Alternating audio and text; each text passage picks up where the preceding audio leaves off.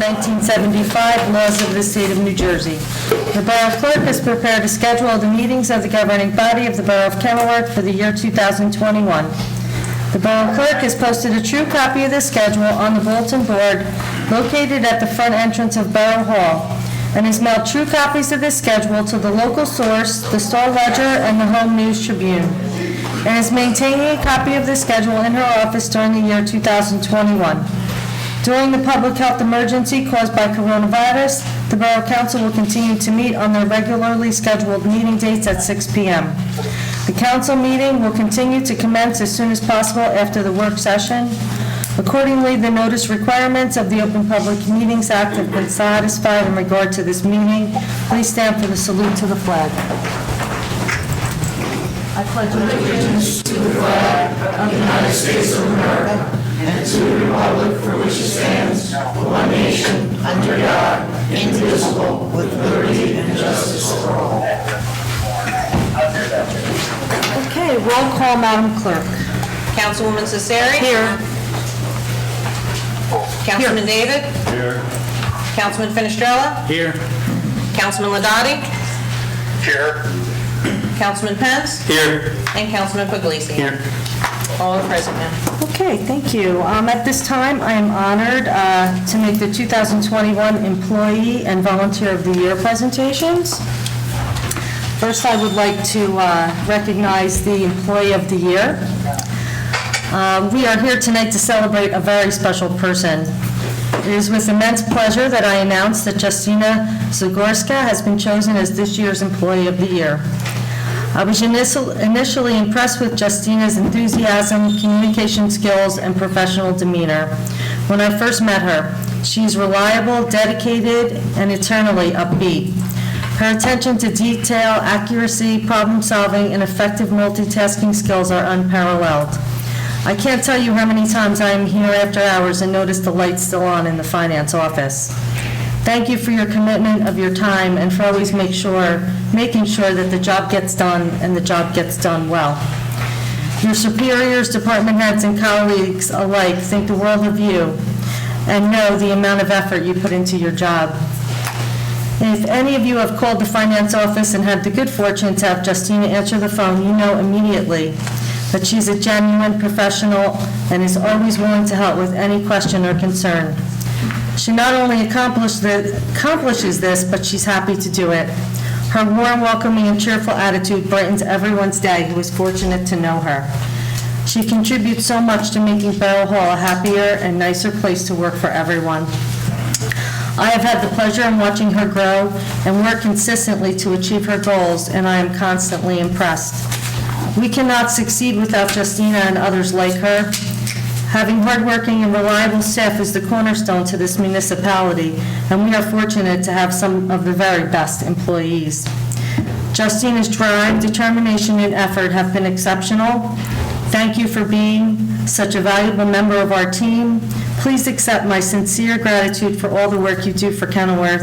I can't thank you enough. I wish you the best for continued success, and I can't wait to see what the future holds for you.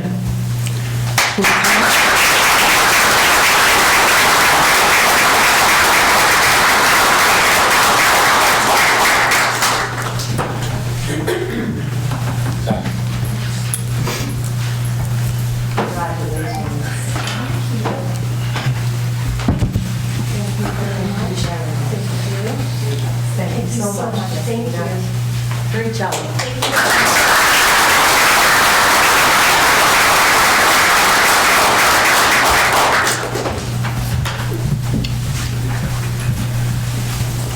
Okay. And secondly, I don't know if he's here, we have the Volunteer of the Year, which is Louis Demondo Civic Association. I simply cannot say enough about Louis Demondo. He does so many things that just blow me away. His dedication to helping people leaves me with so much respect for him as a testament to his character. There hasn't been one time where I asked him to help a resident that he not only stepped up, but went above and beyond in extraordinary ways. Volunteers are worth their weight in gold. They share their time and talents without any compensation. I wish to acknowledge Lou's contributions and to let him know that he is valued and appreciated. Lou's countless and selfless contributions to our community are so numerous.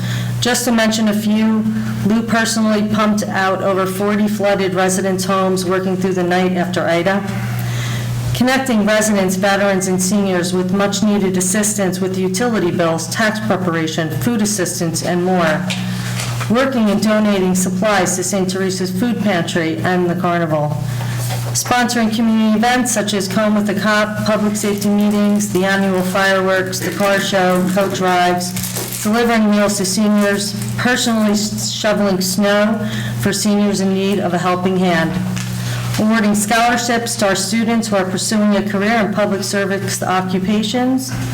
They actually removed a stump at a local church so they could plant a new tree, donating food to our first responders, teachers, and frontline workers, supporting autism in Kenilworth. The list is very long. There's much more than I'm mentioning tonight. I have never met someone with so much positive energy. He has brought this to our community, along with all his great ideas on how to make other people's lives better. The little, and in most cases, big acts of kindness that he does have a ripple effect on us all, making Kenilworth stronger and better than we were before. Lou, the compassion you show to people impresses me greatly. I've noticed how you treat everyone with respect and kindness, no matter what the situation is. Your passion and energy is unmatched, giving so much of your time to continue to make a difference in the lives of so many people. May the good works you do come back to you 1,000 times. You are such a hardworking and devoted member of our community. You are proof that good people still exist. Thank you for your contribution. I appreciate you for making our community a better place to live. You are an inspiration to myself and many others, and I will always be grateful to you. Thank you for all that you do.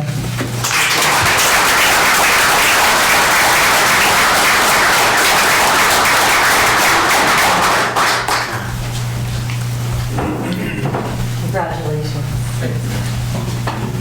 Volunteer of the year. Thank you. Yeah.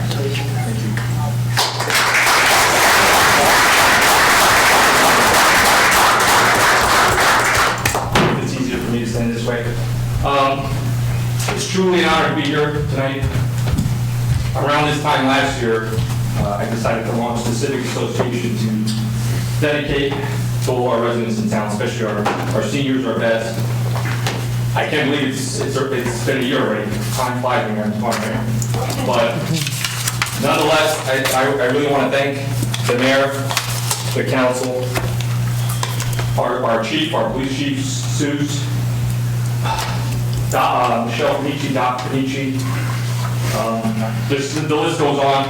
Obviously, without their support, the help me along the way, that she mentioned wouldn't even be possible. So I truly want to share this moment with all the people I mentioned. Those I forgot to mention, it's just not myself. It's really a team effort. There's a lot of people behind the scenes that are doing a lot of great work in this town. I want to be able to help them continue to do that. You know, I look forward to continue to help the residents as much as I can. You know, it's really been a pleasure. I met so many great people in the process. And once again, I'd like to thank everybody for their support up here. It truly would not be possible. So thank you.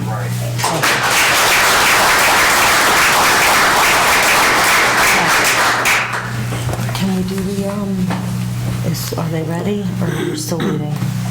Chief, are we waiting still? Should I move forward? We're still waiting, okay. Okay. And with that, I would like to make a statement for the record. Sure. As council president, I am taking on the responsibility of addressing our residents about the conduct of our last council meeting. The display of Mr. Candarella's taunting antics were inappropriate as well as very disrespectful, to say the least.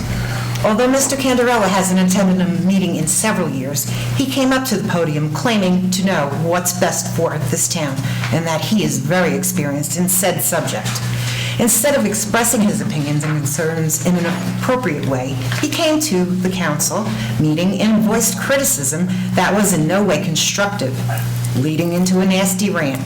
When the mayor called him out on the issue at hand, which was, and I will quote his words, "If you let the court take control of our COA responsibility, you deserve to be impeached," with 3 exclamation points following that written statement. He also added, "I said that with authority because I have experience in these kind of situations." Well, to the contrary, if you have such experience, please use it in an educated manner. After all, you yourself served on council some years back. As such, Mr. Candarella vehemently denied ever saying what he did say, which has now been proven to be true on a social media platform. He yelled out comments that have no business being said at any council meeting and set in motion an attack on the mayor. While I see the need to always welcome every person's opinions and concerns, be it good or bad, the important issue we are facing here is very much a big undertaking for our residents and council as well. However, coming up to the podium with an agenda of making himself look like a hero failed, and it was done by attacking instead of a respectful discussion and/or debate. We need not speak to each of our fellow citizens, especially the mayor of our town, in such an inappropriate manner. This kind of behavior only shows others how undisciplined a person can be and embarrasses the town of Kenilworth. Mr. Candarella, I suggest the next time you have a concern about an issue in this town, please use the proper decorum in getting your point across. The mayor should not be put in a position of having to defend your defamatory statements and comments. I would ask that you use some sort of respect when addressing mayor and council, because badgering really has no place in trying to solve problems. We all need to work together to do the right thing for the residents of this town. Otherwise, the only thing we will accomplish is running in circles. Thank you, Mayor. Thank you, Council President. Okay, is there a motion to approve the minutes of work session and council meeting of November 10th, 2021? Second. Motion made by Councilman David, seconded by Councilwoman Cesari. All in favor? Aye.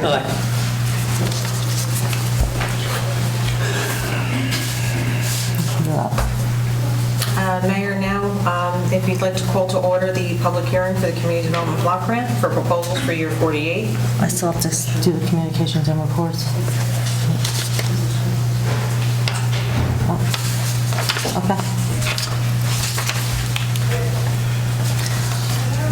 Is there a motion to accept communications and reports? Motion. Second. Motion made by Councilwoman Cesari, seconded by Councilman David. All in favor? Aye. Okay. Next, we have a public hearing for the Community Development Block Grant Proposal for year 48. Number 1, the Senior Citizen Social Services and Health Program, request at $19,000. And the ADA curb and ramp improvements at a request of $30,000. I'd like to motion to open the floor to the public to discuss the CDBG proposals only. Motion. Second. Motion made by Councilwoman Cesari, seconded by Councilman David. All in favor? Aye. Does anyone have anything to add on this ordinance or this community block grant only? Please come forward. State your name and address. I don't even know what it is. Borough Administrator? Excuse me, Roz. That's all right. Okay, no, one sec. So the county gets funding from the state, which gets the funding from federal government, and it trickles down. So the borough of Kenilworth is lucky from the standpoint that we are solvent enough as residents, as a community, that there's not a whole lot we are eligible for. However, what we are eligible for, we do go out and try to get as much funds as we can. Currently, we just have the 2 projects for this year, one of which is the senior citizens. It covers the transportation. It helps offset the cost of the health screenings, the health fair, but it also covers the arts and crafts and the activities, the health and wellness programs at the senior center. The other program, the only other thing that we are eligible for is for ADA. So what we've been trying to do is take care of the ADA curb ramps around the community. We started out at the locations closest to the schools for the children and the families, and we have been slowly going out. The county had resurfaced and they replaced some of our curb ramps on the boulevard, so that's impacted our project a little bit. So I'm running out of ramps, so we're going to try to brainstorm to see what other ADA projects we can do. One of the other ones, you'll notice at the senior building as well as here at Borough Hall, we were able to have the ADA entry buttons installed, so you push the buttons and the doors open. So that's pretty much the gist. Thank you. Okay, anyone else? Okay, seeing no one, I'd ask the motion to close the meeting for public discussion. Second. Motion made by Councilman, was that Fenestrella? Seconded by Councilman Pence. All in favor? Aye. Okay. I'm wondering if I'd like to go out of order and, I don't think Mr. Scorza was here yet. Is he here? Okay. I'll move on to the finance report. Councilman Ladati. Councilman Ladati is present virtually for this meeting. He has asked that I read his report for him. The tax sale for 2020 non-payment of taxes was held this morning. There were a total of 2 properties sold at tax sale to an outside lien holder. Evolve Bank and Trust and 1 property that was obtained as a municipal lien. Delinquent tax notices will be mailed Friday for all 2021 delinquent property taxes. Okay. Department of Public... Okay, I'd like to go out of order. Are we ready? Yes, ma'am. Okay. I would like to go out of order at this point and bring up our Officer Scorza. Next for council consideration is resolution number 22, the appointment of sergeant in the Kenilworth Police Department. Whereas the Borough of Kenilworth, County of Union, State of New Jersey finds it both necessary and appropriate to promote a certain police officer serving with the Kenilworth Police Department, now therefore be it resolved that the mayor and council of the Borough of Kenilworth, County of Union, State of New Jersey hereby promotes Joseph Scorza to serve as sergeant with the Borough of Kenilworth Police Department at the pay scale in accordance with the bargaining agreement and rules and regulations of the Kenilworth Police Department effective December 8th, 2021. Do I have a motion? Motion. Okay. Second. Motion made by Councilman David, seconded by Councilman Fenestrella. Councilwoman Cesari? Yes. Councilman David? Yes. Councilman Fenestrella? Yes. Councilman Ladati? Yes. Councilman Pence? Yes. And Councilman Puglisi? Yes. Okay, at this time, I'd like to administer the oath of office to Sergeant Joseph Scorza.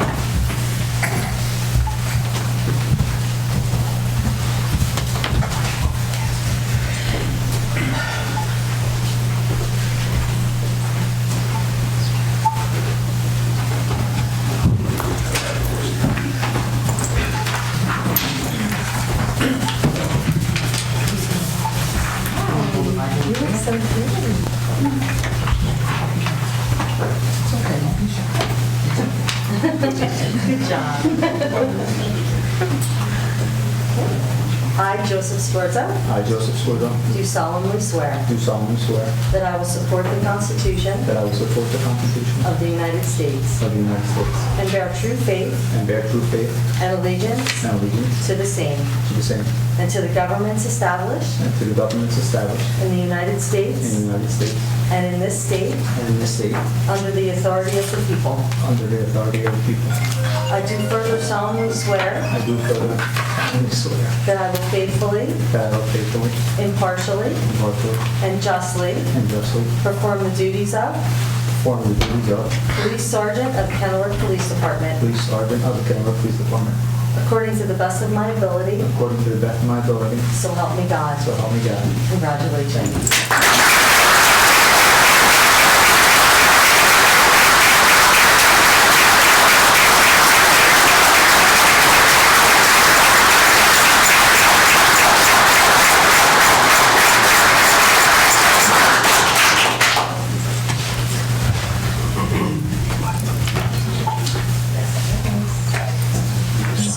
Okay.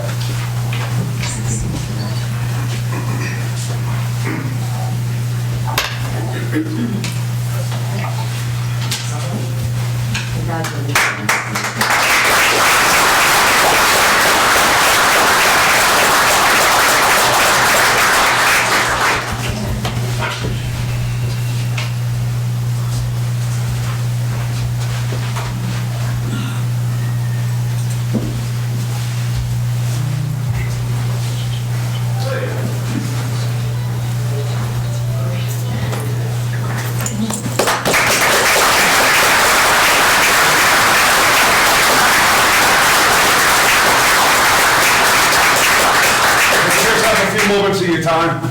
I know emotions maybe are running a little bit high, but you know what? This is a very proud moment for us, for our police department, for Joe and his family, and for the entire borough of Kenilworth. Obviously, the last 2 years or so have been very difficult, okay? But I want to specifically thank Mayor Karlovich and our Public Safety Commission Committee, Commissioner Cesari, Councilman Pence, Councilman David, and honestly, all of the members of Mayor and Council. We're truly blessed to have a Mayor and Council that supports us, supports the police department. Everybody knows the last 2 years or so have been a very difficult time for police officers. This is a proud night. It's a proud night for somebody to be rewarded for their pride and dedication in their job to this police department and to this town.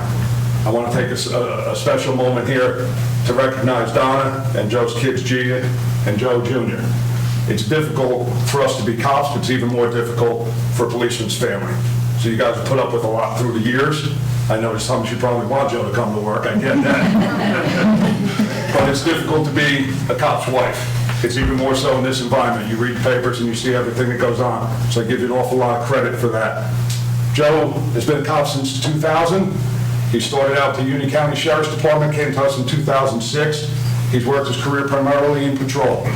He was assigned, he was detailed out for a short time down to the Auto Theft Task Force down in Newark, where he served with pride and dedication down there, earning several commendations. Joe's one of our field training officers.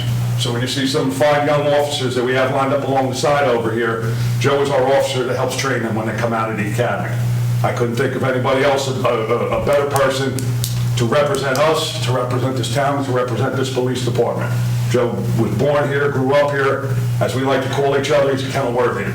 That's all, he speaks the language here. And I just want to make a special note, I know parents aren't here to see this, but I can tell you this. I know that they're looking down on you, I know they're proud of you, because I know I'm proud of you, and I know they will be too. Congratulations, my friend.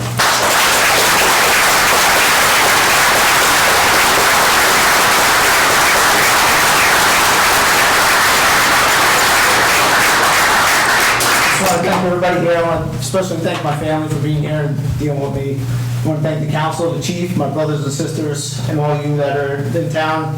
Like the chief said, I'm third generation in this town. This town means a lot to me, and I take this town with pride, and I'm going to do my job with pride. Thank you all.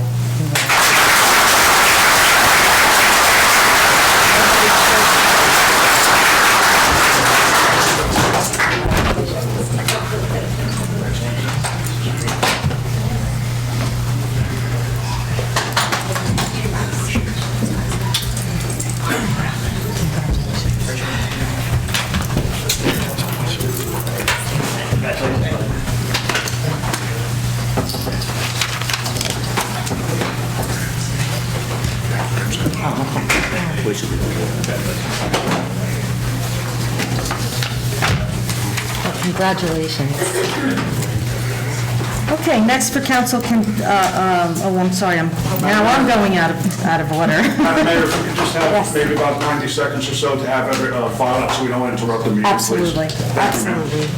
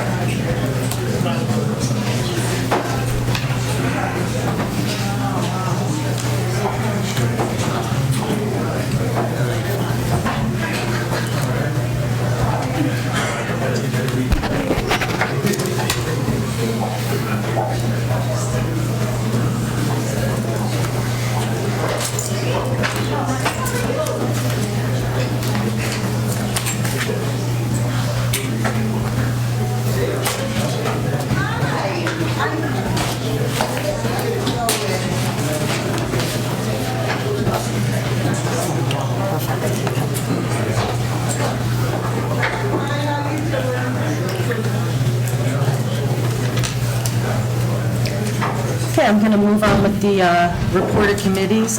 Department of Public Works, Councilman David. Thank you, Mayor. Leaf collection began on Wednesday, November 3rd, and it continues. DPW wants to remind residents that the next open date down at the yard on a Saturday will be January 8th. All residents are allowed to go on the yard 8 to 12, January 8th, to drop off recycling. Salt dome roof replacement was complete. The superintendent would like to congratulate Matthew Jankunas, the DPW Employee of the Month for November 2021. And he would also like to recognize Kevin Ardente for 4 years of service this month, December. And that's all I have. Okay, thank you, Councilman David. Department of Public Safety, Councilwoman Cesari. Thank you, Mayor. Please. Thank you. For the month of November 2021, the Kenilworth Police Department responded to 1,119 calls for service, and 238 of them were 911 calls. There was a total of 252 hours of overtime, primarily scheduled for patrol overtime, and 60 hours of dispatch overtime. There was a total of 176 hours of training and 19 total sick days for the month. There was also a total of 23 days lost due to on-the-job injuries, 16 by Sergeant Ludak and 7 by Lieutenant Campanelli. Sergeant Ludak retired on December 1st after almost 22 years of service to the borough. Kenilworth Police Department held a walkout ceremony for him on Friday, December 3rd, and had a great turnout. Sergeant Ludak was well respected by his superiors and peers and will be sorely missed. Kenilworth Police Department's 3 new hires will be appointed tonight by resolution. Unfortunately, they were unable to have an official swearing in due to two of the 3 falling sick. We will schedule a swearing in ceremony at a later date and time. And that's all I have. Thank you, Mayor. Thank you, Councilwoman Cesari. Planning and Zoning, Councilman Fenestrella. Thank you, Mayor. For the month of November, the construction report received a total of $20,721, of which $15,214 were building fees, $677 were trust state fees, and $4,830 were miscellaneous fees. The next planning and zoning meeting is not going to be held tomorrow. It is rescheduled for Tuesday evening, December 14th at 7 p.m. That's all I have. Okay, thank you, Councilman Fenestrella. Recreation and Fire, Councilman Pence. Thank you, Mayor. Fire report for the month of November. They answered 42 calls, which included 4 mutual aid responses. There's no numbers reported from the rescue squad again. Rec report. Basketball practice started this week. Recreation, along with the Kids for Rec, will be having a story time with Santa at the VFW on December 22nd. Flyers are being sent home through the Superintendent's Friday folder email. Details will be posted on the Rec Facebook page. That's all I have. Thank you, Councilman Pence. Health, Education, and Human Services, Councilman Puglisi. Thank you, Mayor. Let's see. With regard to the library, the roofing project has been completed. Now it's completed in early November. As to the health department, we did have the second installment of the flu shot, which we did a double header that day. It was the flu shot in the morning and our pets, the rabies, later on in the morning. So from 9 to 11 we did the flu shots, and we we had 29 people receive a flu shot that day. And commencing at 11 o'clock, we commenced with the, starting at 11 o'clock, we commenced with the rabies vaccination, rabies shots. So on that day, there were 70 pets that were receiving the rabies shot, 62 dogs, and 8 cats. As well, at 11 a.m., Father Don Giovanni came, and he did the blessing of the animals, and everyone was lined up, and he was there blessing, and at one point in time, it came to a father-son, and the father was, an elderly individual was holding his dog, and the son said, well, he's Jewish. My father was like, look at her.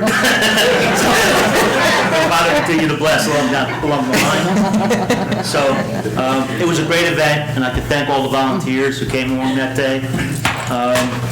One other thing with the library, they are having crafts beginning on December 7th, which I guess was yesterday. They have this craft here, I guess they give out to the kids, ages 4 to 9. They can come by the library, check out a book, and grab this winter craft. It comes with crayons, and you can draw faces and all like. There's also a teen craft program for ages 14 to 17, and you can come by on Thursday, December 9th, from 5:30 to 7 o'clock, and that's teens 14 to 17.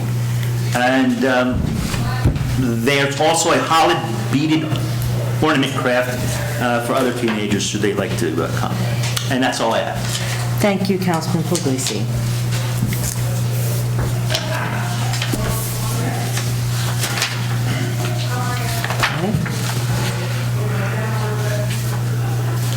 Sorry.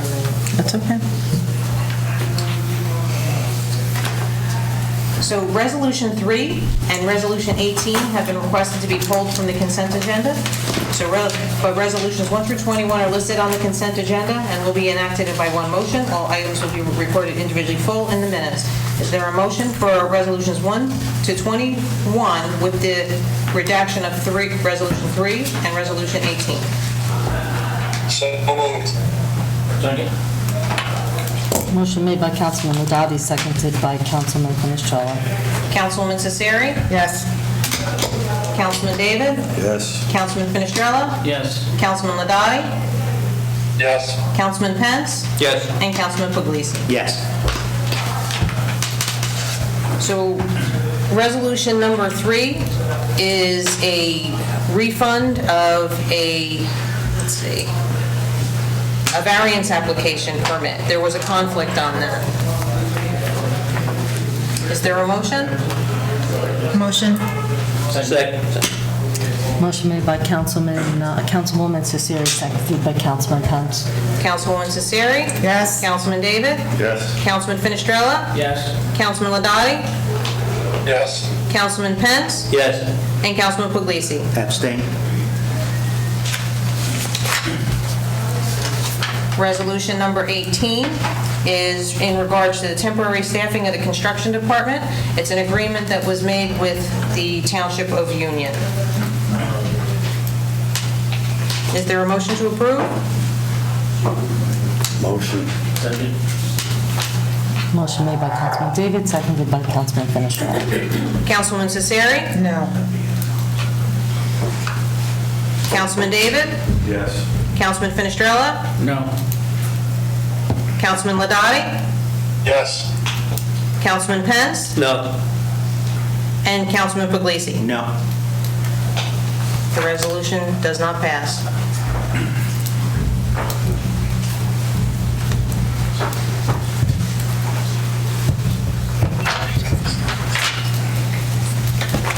Okay, and the next resolution we have up on December 2nd, an email was sent to Mayor, Council, and all of the relevant professionals regarding the consistency review of the redevelopment plans for 25 North 26th Street. The plans reviewed by the Borough Planner, draft resolution, confirmation of same being considered by Council at the December 8th meeting was also included. Therefore, the Council's consideration is Resolution 23, resolution approving consistency review materials for the redevelopment of the property known as Lot 9, Block 183 in the Borough of Kenilworth by Kenilworth Developers Urban Renewal LLC in accordance with the redevelopment plan. Okay. Is there a motion to approve resolution number 23, approving consistency review materials for the redevelopment of the property known as Lot 9, Block 183 in the Borough of Kenilworth by the Kenilworth Redevelopers Urban Renewal LLC in accordance with the redevelopment plan? Motion. Second. Motion made by Councilman David, seconded by Councilwoman Cesari. Councilwoman Cesari? Yes. Councilman David? Yes. Councilman Finestrella? No. Councilman Ladati? Yes. Councilman Pence? No. Councilman Puglisi? No. Mayor? Yes. The motion passes. Bingo.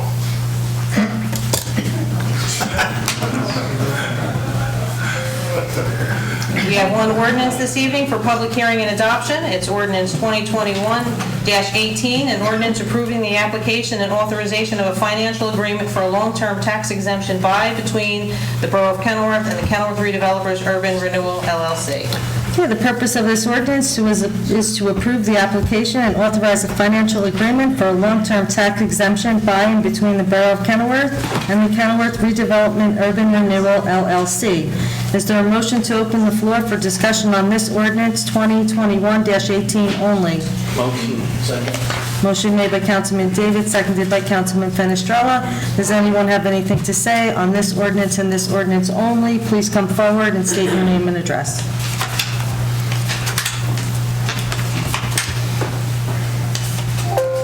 Good evening. Good evening. Arthur Vitale. My address is 208 North 19th Street, Kenilworth, New Jersey. I have been a resident of Kenilworth for about 30 years, and I just have one question for you on this proposed ordinance, which obviously is a very important ordinance. Why, this is December, you have maybe one more meeting until the end of the year. Why is this not being held over for the new council, which will take place in January? Very good question. Well, the question is that this has been on the table for a long time, and there's no reason, we're still conducting business, and it was slated to be on the agenda. We were moving forward. This governing body is still running the Borough of Kenilworth. Thank you. Does that help you? You're welcome. I have no other questions. Okay.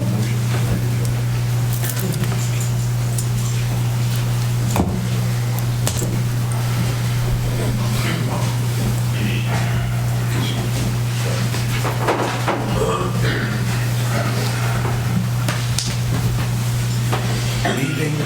My name's Bob Herbert. I live at 14 and 12th Street. Excuse me, Mr. Herbert? Yes. Just for Councilman Ladati, he did indicate that he's having difficulty hearing the public, so if you could just speak directly into the microphone, please? Yes. Can you hear me now? Thank you. Thank you. Okay. Again, Bob Herbert, 14 North 12th Street. I do have a few questions regarding this ordinance, and I'm hoping the mayor, council, legal council hopefully can answer these questions. Again, I'm not up here to argue or make this difficulty for you guys.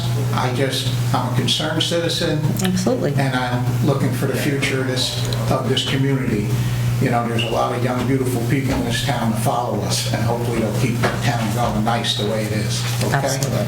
So my first question is, last month, you guys did a first reading and voted on this, but that first reading wasn't on the agenda. So does it make it legal that you did the first reading? That's my first It question. was actually added to the agenda at the council meeting, at the work session. That night. Aren't you supposed to advertise that? I don't know. On introduction, no. Once the ordinance is introduced, then you advertise it for the public hearing, which did happen. Okay, all right, thank you. My other question is the pilot program. If you can explain to us what that program is, and is it mandated under the law that you have to offer the pilot program? I don't believe it is. I'm going to allow our financial, Mr. Nolan, to come up and explain this, please. Mayor. It's not mandated under the law. You took steps in this process to create a redevelopment plan, and you offer a pilot if you agree that it's necessary for the project to be completed. Let me clarify. I didn't offer anything. This is the imperial, the governing body There you go. can decide to offer it because they believe the benefits of the project are greater than the cost of offering the pilot. And in this case, vote and decide whether they agree or not, but no governing body, and I've been before dozens of them, wants to charge anything less than the most amount of dollars that they can receive from any project. I mean, it's a very painful thing to do, and, you know, that's why people are here. No one wants to help someone pay less than is customary. But you do that because it generates more revenue for you than you would get without offering that pilot. And that revenue goes into the budget, and it's money that doesn't need to be raised from the existing taxpayer. And anyone who ever votes for a pilot is doing it for that reason. They believe, and in my opinion, they're correct in this instance, that that revenue would not be generated without the incentive that's being offered, and that revenue will lower taxes that would need to be raised from the balance of the residents in the borough. Thank you. My other question is, who negotiated this deal and decided to vote on it? Was there a committee or our professionals? Our financial group Our financial negotiated? and our professionals. And they felt that that was the best deal to make for our residents? It actually was a good deal, and I've spoken to many mayors, and we have a better deal than most do. Most do. Well, the And ones was I've it spoken to. And was it negotiated in fair practice for the benefit of our residents or for the developer? Our residents. For our residents. This property would otherwise not be developed. It also, if we don't offer a pilot, it also opens us up to a lawsuit, because the court will say that we did not give the builder the opportunity to provide fair share housing. Well, that's... The builder doesn't want to provide fair share housing. I mean, he doesn't want to. Right. I mean, no builder wants to. Right, He's so not it going also- to demand fair share housing. Right. But we have an obligation to provide fair share housing. and I agree. And didn't we, I think it was about 2 years ago, maybe even a little longer, we approved, or Mayor and Council, I shouldn't say we, Mayor and Council approved a designated area for redevelopment, didn't we? Correct. Okay. So doesn't that meet our obligation to the courts? No. No. Okay. Why not? Because we have no compliance. We're wide open. We're fully exposed for a lawsuit. Okay. Now, I understand that. Okay. And I know our neighboring town went through this, and of course... Almost every town in New Jersey. I think we're one of 5 that haven't. But the pilot program is not mandated, but we felt that we needed to do that to make this project go forward. Correct. Okay, so if the developer really wanted to build this project and we didn't offer the pilot program, because the only problem I have with the pilot program is, you know, we have retired vets and senior citizens that have been paying their whole life in this town, 50, 60 years. And these guys and women don't get a break on their taxes. So I just have a hard time to digest why, when a developer's coming in to invest money in our town, which I'm grateful for, Right. But he wants to do that. So it's his Without the risk, his pilot, money. he would very likely not, this property would not be developed. And if you're concerned with our residents, this is more tax ratables that we desperately need in Kenilworth. So it'll actually help reduce or eliminate some of the tax burden from our residents, because this property, which is now generating about $17,000 a year for the borough of Kenilworth, will generate probably between $300,000 and $400,000 a year. And most of that money, 95% of that money, comes right to the borough. And is that each year from day one, once it's It approved? goes even more. Every year, it's the agreement, it goes up. So ultimately, I think it's, in 30 years, this property will generate, I think, something, it's in here, like $18 million for the borough of Kenilworth. If it's, And right now, it's a contaminated piece of property. if it stays successful in 30 years. it will. Right, well, I believe it will. Well, if you look around some of our bigger towns, okay, and let's go back to when we were teenagers and we grew up and we were going to high school. You know, let's take Irvington, North Hillside, Orange, East Orange, where these apartment buildings came up. They were all beautiful towns, right? And people try their best today. But the quality of life went down over the years. for Well, I some don't know, reason. can you come to the conclusion that's because they built an apartment building? That the Yes, quality of yes. the life? And I You can grew up- and I back grew that up up in with a half of those statistic, or is that your opinion? Just Well, in ask. my opinion, I probably can research the facts with crime, how areas depreciated, and things of that nature. Okay. If you want me to research and get you facts, I can, but right now, from life experience, I've seen it, you know?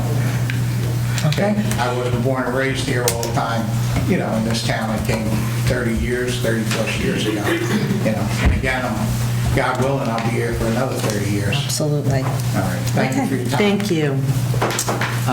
He Anyone created else? this report? You created this report? I'm sorry. The report's right here. Can I ask him questions now, or try to wait for the other report? I think we should wait till the end of the public. Okay. Good evening, Mayor. Good evening, Council. Carmen Good evening. Bucco, 338 North 18th Street. Just a few questions. Can I ask him, or should I go through you? You can ask me, and I can refer So him.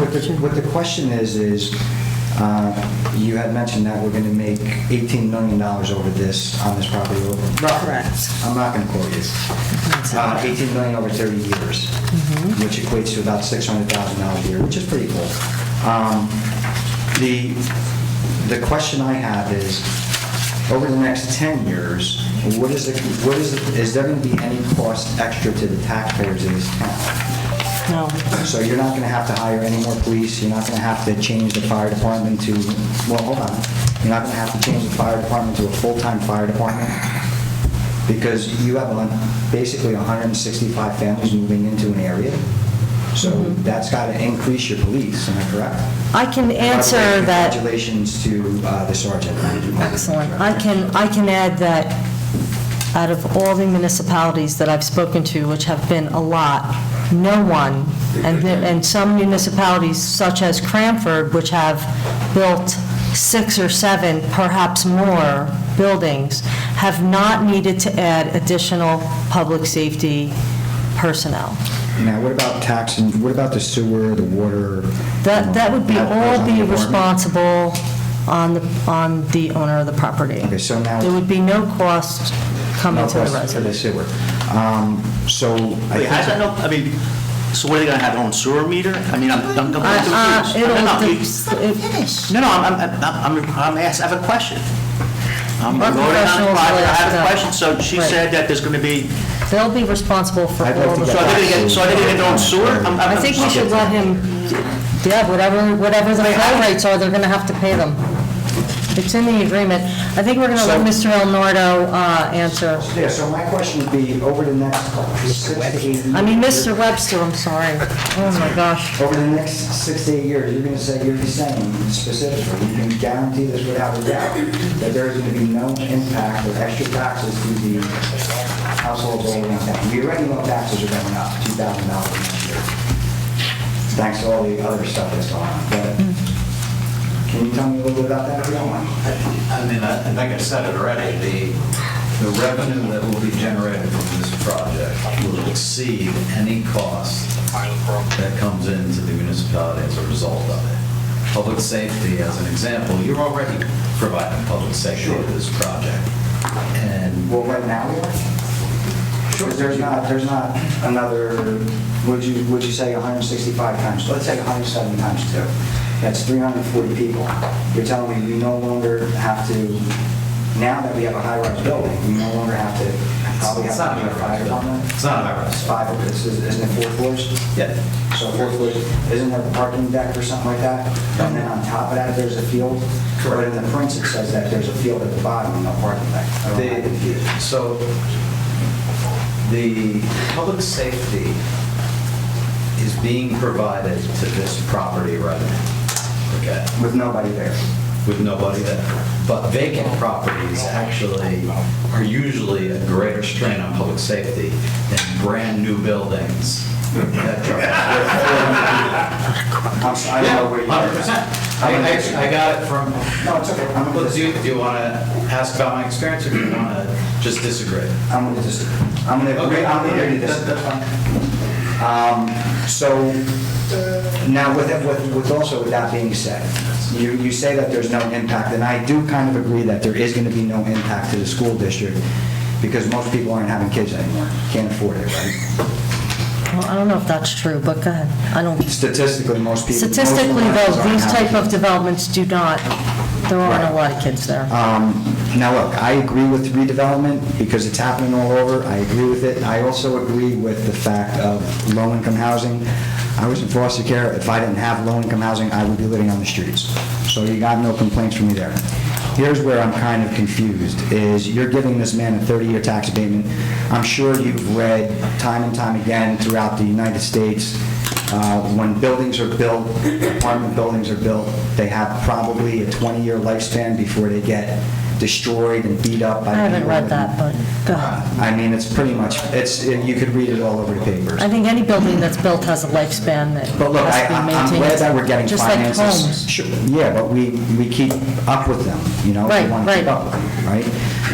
I So moved with this this down person specifically- spending, I believe, $55 million, I believe they're going to keep up Listen, on their building. with all due respect, we're lining our friends' pockets here. That's what we're doing. I'm not even going to argue that point. I'm not even going to argue that point. Completely beg to differ. But a 30-year tax abatement, don't you think that's a little much? I don't believe we would get the project developed without it. So you're telling me that there's no, I don't know anyone that other has developers built, that would do something like that. I don't know any project that's been built personally without I a could pilot probably give you program. 10 people that would probably jump on that property. So I don't know why it's subjected to just this one person. And the reality is, look, you guys were put into office all these for fiduciary responsibilities, and what's going on here lacks integrity, lacks honesty, and lacks respect for the people That of this might be your town. opinion. That's my opinion. Okay. And I think it's a Let's lot of state that. people's opinions. Okay. And Mr. Lugo, can I Let's just talk say to something, yourself. please? Absolutely. This project has been kicked around from mayor to mayor to mayor. I get it. And this is the only one who had the guts to go through with it, okay? But there's also And inconsistencies. if you're worried about taxes, have a lawsuit. It's very disrespectful. Here we go again. Then we're Disrespect. really gonna, you're gonna But it have has your been- taxes no, no. go up. Listen, Somebody this was guy laughing. Jerry Ladati over there, whatever he said at the last comment. No, I he's didn't about say just as you. I disrespectful did- I as said everybody else. whoever was laughing. Mr. David made comments. What can I say? Last time I was here, you made comments. I forget what you said, but I We're gonna, I didn't okay. say you were Comment, disrespectful. you'll know the comment. I'm sure I would. Yeah, you would. I'm sure I would. All I'm saying is that this project has I been get the going project on has been for going on years. for years. Go back. But I also see a lot that goes on here, a lot of the disrespect that the Democrats have to the Republicans. Let's call it a spade a spade. We're all human, we bleed red. It's Christmas time. I think there should be more respect shown than what My I've seen. point exactly. Because I've been called stuff on the internet, and I ask him to please validate your comments to me. I think there was an But the reality apology is- given to you by the... There was, and then another comment was just made recently. So he should understand that he is a sitting council member and a representative of this town. So when your comments were made about Mr. Candarella over there, the council is no better than the public. I'm not saying wrongs that don't it is, make a but you right. know And what? I don't think we police social media either. to be Yeah, honest. It doesn't matter. It doesn't I'm matter. not You're a even- I sitting don't council even go member. on. We should have more respect for the Tommy, public. I have a lot of respect for the public. Yeah, I thought this was I'm taken care of. offended at this point, I'm gonna shut you down. Okay. But Let's also- go. We talking But see, about that's- the pilot thing instead of This is talking exactly about what I'm this. talking about. Well, because we're going off track here, we got a whole bunch of She people. made a comment. This is about the pilot program That's all there only. is That's to it. what this So public what session What I'm is. saying, right, so Okay, so given the go right growth back of to the the pilot top. program, Yeah. I hope that someone actually finds it in their heart and stays true to who they are and votes no on this. Thank you. Yeah, I guarantee it'll be free. Anyone else? William Morrow, 208 North 23rd Street. I am a new resident to Kenilworth, only here since 2019, so my builder in the back there, thank you very much. I came from Union. Before that, came from Brooklyn. So I just want to tell a tale of some councils that I was sitting in the audience for 3-4 years ago in Union. Heard the same things that I'm hearing from this council and the mayor today about not having kids in the new developments. I guess that came from the person here, but we're not going to have stress on the schools. Heard the same thing in Union. They're building new schools in Union. They're expanding in Livingston Elementary. Why? Because they were wrong about the amount of people that were going to have kids moving into the apartment buildings there. They told us it wouldn't impact traffic. Have you been to Union lately? Can you drive in Union? The reason why you cannot, there has been an influx of residents. They're all living in the apartment buildings. We were told as residents of Union that they wouldn't be having cars because they're going to be living over by the train station there. That was not true. This is New Jersey. You need a car. You have to go shopping at the supermarket. Because of that, other residents of the town started leaving. We did the same thing. We can't go back there to shop on Main Street or Union Center anymore because you can't park your car anymore. So it's actually hurting the businesses over there. They have more plans for overdevelopment, and I'm hearing the same things going on here. So I asked to the council here, what studies were done about the traffic situation that would come with 165 new families? It is not just one person when you say 165 new families. Somebody multiplied it by 2. That's probably a good assumption for the amount of cars that will be on the road. I live over there. Going up Michigan Avenue every day has become a hassle, especially around the rush hour time. So what are your plans to do around Michigan Avenue? There will be a traffic study done, and a lot of studies will be done. I'm sorry, you said there will be. This project needs to go to the planning board. The planning board will ultimately be the ones to approve. What we're doing is moving this to the planning board. That's what we're doing here. Okay, So the developer needs to come to the planning board and jump through all the hoops that are in place before this can be developed. Sounds good, but it sounds like the council has signed off on this project and they're going full steam ahead. Council Case is Siri, if I'm saying your name correctly. You have a very condescending tone when you're talking to the people of the town, and especially in the statement that you read before. My opinion as an observer. You weren't here last meeting. Okay, I'm giving my It was a opinion. circus. As I'm saying, I'm giving my opinion as an observer. Your tone is very condescending. If you want a very open dialogue, I suggest that you lift the tone a bit. We are here for a common cause. Absolutely. We don't want our town to be reshaped like the towns we're seeing. The gentleman talked about Hillside. We don't go there anymore, right? We don't go to Union anymore. You look at what's going on with Cranford, we're about to skip that. Can you drive down Central Avenue and Clark anymore? The overdevelopment has to stop. Now, I heard you say that this has been kicked around from mayor to mayor. I think the reason for that is because this is not the right idea for Kenilworth. You need a new idea. And the problem is the low-income housing. Apartment buildings are not the only way to solve that problem. So we need new innovation here. Just kicking around the same idea because it hasn't been working in the past to say that there's a new mayor with courage. We need new ideas. So I challenge this council, I challenge the people of Kenilworth. Let's do something different. Let's not follow the same mistakes that happened in the towns that our family and our people of Kenilworth are representing to you as the examples of where this is going to wind up. Union just did this. We should use that as an example. Have you been to Union lately? I'm not being rhetorical, it's a very honest question. Sir, I don't mean to interrupt you, and the mayor gives me latitude on this. I don't want to be condescending, but I've listened to you now. Let me say to you, I go to Union every day. I have a column next week in the local newspaper about traffic, but I want to make this one point. Whatever you may think about this project, and I caution you, sitting alone in the back there as a counsel for the applicant, be cautious with your comments. But I did want to say this to you. As far as a traffic study, and the mayor has been very fair with me on this, we have lobbied hard. There will be an extensive traffic study. That was made a requirement on Michigan Avenue specifically and the other streets. That may have a significant impact on how this project goes. I'm taking no position. It would be presumptuous, and I don't want to be either condescending or presumptuous of me to take a position.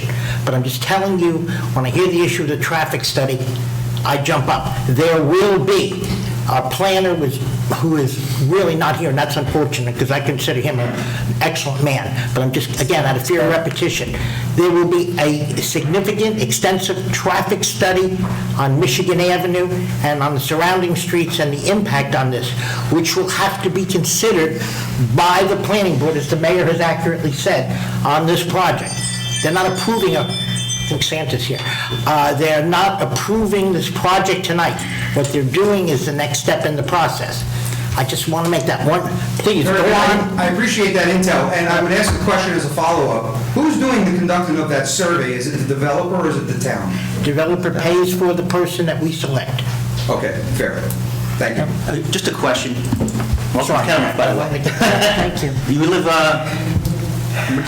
I'm sorry? where do you live? 208 North 23rd. So you'll be right next door, right? You'll be pretty much right next door with the It will project. impact me every day.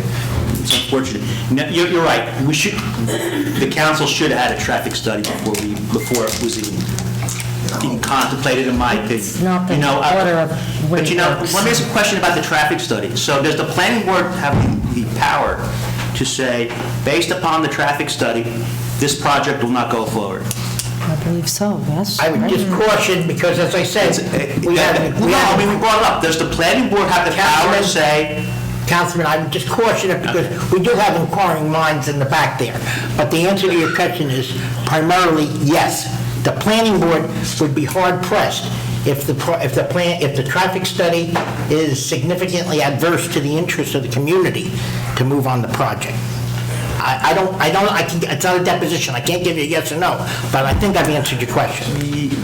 okay, I disagree. All right, but maybe we could ask one of the experts. I think once it goes to the planning board, I'm sorry, why are we not allowed to speak candidly and there are people that keep getting pointed to in the back? No, you can speak as candidly as you want. I'm just cautioning you, there are people here tonight representing the developer who will incorporate your comments, who could incorporate your comments into an adversarial proceeding against the township.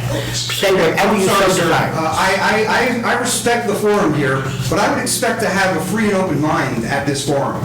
So, I mean... No one's telling you not to. They should be able to use whatever they want, hold it against me. I mean, I'm being cautioned, I feel almost threatened by what you're saying.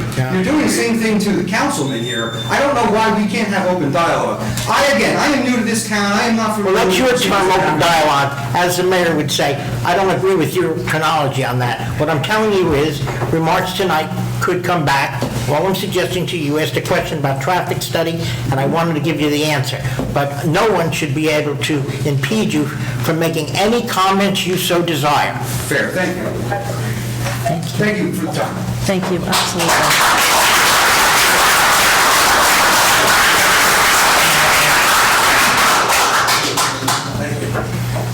Anyone else?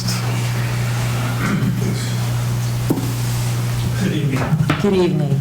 My name is Frank Stallings. I live on the Boulevard in Kenilworth for about 30 years now. I've got a couple of questions just so I know what's going on a little bit because I'm not hearing all of it, what's going on. My first question is I heard you say that land was condemned. Condemned for what? It's contaminated. I don't know the extent of it, but I do know that it's contaminated. Well, I know when Bolco Brass and Copper was condemned, it took years to develop that land because they had to clean it up. Do they have to clean this up also? Absolutely. Who's going to foot the bill for that? That developer. It could also be another thing that stops the project. I don't know. I don't know what extent it is. I know something else that the traffic that comes off of 22 and off the Parkway to take shortcuts to go to other towns, it is a nightmare at like 5 o'clock. Now, if we do this, there's only two or three streets that come out from the area you're talking about building. One of them you cannot make a left turn coming onto the boulevard by the storage unit place. There's no left turn here, I'm pretty sure. No left turn? Right. It's possible, yes, I see. I have to think about it, yes. Okay, and then the other two streets will dump out onto Michigan, which means that all the traffic that's coming off of 22 is going to go down Monroe, all the side streets, and right now I live by 12th Street. They fly down that street like there's no tomorrow because somebody put a sign up on 14th Street, you can't make a left turn. So they're going to start jumping into all the other streets that are residential. There's children in the streets. Somebody's going to get hurt. And that's my concern. So I everyone's mean, my children are concerned. grown. I don't have to worry about that anymore. But still, the people who can work, they need to look at that because I don't want to hear about somebody getting killed. Of course Because not. somebody's flying down that road. I understand, and I agree. Another thing is, who picked the location for this? It was done before I was the mayor. I mean, It's been, I believe that this location, back from when Mr. Puglisi, or Councilman Puglisi was on council, this location was picked, back that far. Well, I'm wondering why the Merck just tore down a bunch of buildings, that's part of Kenilworth. Why didn't they check to see if they could get part of that land? And then it would dump out easier to the Parkway, it goes out into Union, 5 Points, there's a lot of those streets that it goes out through. Right. Or even down here, where FlexiBand used to be, back in that corner there. Which These means a lot more options than these 165. properties are privately owned. The people that own the property would decide what they wanted to do with the property. Just like the owner of this property would like to develop this property, But it just sell the seems to me- property so it's It just developed. seems to me like that location is a nightmare for traffic coming out of there, and who's going to determine who lives in that building? Is there a board or somebody that says, okay, this family's approved to live here? I don't know what you mean. Well, you have 165 units, which they're going to apply to live there. Who are they applying to? Are you talking about the affordable units or Yes, the market rate? the affordable- That's done by a lottery. It's done by a lottery. Well, is there a background check on these people? Everything. The developer wants good people in I their just wanna building. make sure This is they someone say- spending $55 million. They want good, hardworking people in their building. Right, I understand that, and like I said, I just want to do what's good for the people of Kenilworth that are Of course. already here. I do too. I mean, I don't care who moves in, so long as they fit into this community. And I'm thinking about the schools, how many kids are going to go to that school, and so forth. A lot of things are going to change. There's going to be a lot more taxes and so forth because of this, I think. So I'm just worried about, can this community survive with this being moved in here like that? Okay, so I appreciate your time. And to be fair, I mean, to say the developer will pay for it is not really the whole truth there, in my opinion. Really, it's the property owners who's going to be paying a good portion of that, taxpayers that are here. When they come with a pilot program, and the gentleman here behind you, he came up, did an analysis, and he says, the developer needs this tax break because it's going to cost them so much to build and construct the property. And included in that is all his other expenses that we're talking about. That's going to be paid by the developer. And as a result of his expenses that he's paying for, he's making this application to the town saying, we need a tax break to get this project built. That's the pilot program. That's why the people here are paying for that. I understand about the project, but it sounds to me like they didn't look at all aspects of it before they said, okay, we're going to do it. And that's what worries me, because if you didn't do all the case studies, or whatever you want to call it, then who puts the bill? Developer foots the bill for everything. Not all of it. Taxpayers of Kenilworth take that bill too. And then we have to live with whatever comes and develops. So like I said, even with the traffic that a lot of people are concerned about, you got 2 streets that are going to be dumping out on the Michigan Avenue. We should have asked or checked to see if they could do a other street and make another cutout somewhere. This will all be, the planning board will make all these decisions. Well- This is not done tonight. This, To me, all then, we're we doing shouldn't is approve it moving. until it is. Well, that's the job of the planning board to figure all that out. That's not our job. It sounds to me like I don't have a choice in this. Well, I mean, in actuality, There'll be a lot of if this planning gets board voted meetings. down tonight, the project won't go forward. I think that was mentioned. So in a way, it kind of is, one of the necessary steps along the way. Senior citizen home. We have senior citizens. I would love that. They won't be able to pay the tax. I mean, I would love for the senior They housing. should be moving in there. I would, All right, we're going to move on. I mean, but There's a lot of people that apparently want to we're in a speak. minority. Okay, thank you. Good evening, everyone. Joseph Rizzo Jr., 212 North 21st Street, Kenilworth. The gentleman that was just up here brought up the environmental issue. Madam Mayor, you said it's contaminated. That's what I'm told. That's what you're told, but according to the application for the long-term tax abatement, which we're here to, Exhibit 18 from the developer, number 2 says no known environmental remediation required? Well, there's no known. No, you just said it's contaminated. I was told it was contaminated. All right, come on. You know what? According to our report from Harbor Consulting, the only mention of an environmental study was one that was done in 2012. That's the only environmental issue brought up in this entire report that it's quoted on. Some other report. Not even, but this is what we're voting on, this is what the mayor and council's voting on for the long-term tax abatement, where they say that there's no environmental issues. So I'm just confused. There is an environmental issue, there is not. I don't know. Where are we going? Mr. Webster?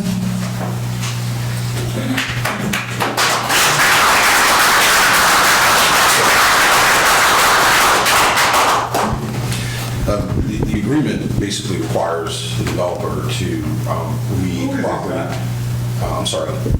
Good evening. My name is Elmari Webster. I'm an attorney. I represent the borough, and I'm a special redevelopment counsel. I've been primarily responsible for drafting and negotiating the financial agreement. The agreement requires the developer to remediate the property if necessary. I'm not seeing phase 1 or phase 2 associated with the property, so Can you speak a little louder? Some people can't hear you. I've not seen a phase 1 or phase 2 with respect to the property, but the developer is responsible for any remediation of the property if it exists. It's not material for this process. It's not something the town has jurisdiction over.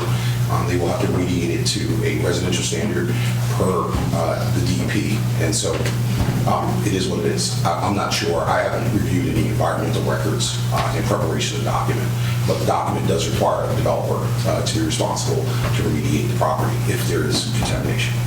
Thank you. Mayor, can I ask one more question, please? If no one else has anything. Come right up. Anybody else like to speak before I get up? I'll give you my 2 cents on here.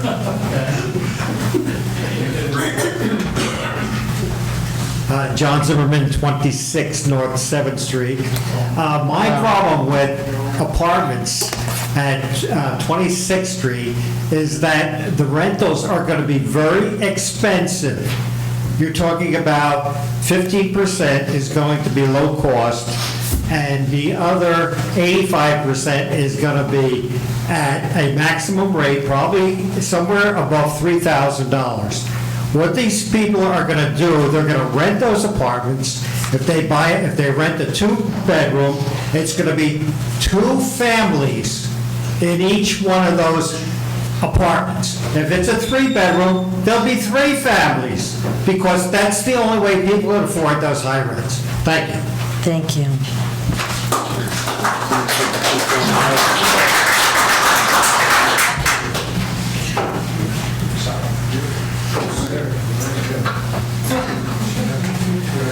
Bob Herbert, 14 North 12th Street, Kenilworth. Thank you. Listen to everybody speak. One question wasn't asked, and I know all of us in this room and all our residents that couldn't make it tonight are probably concerned about what I'm about to ask.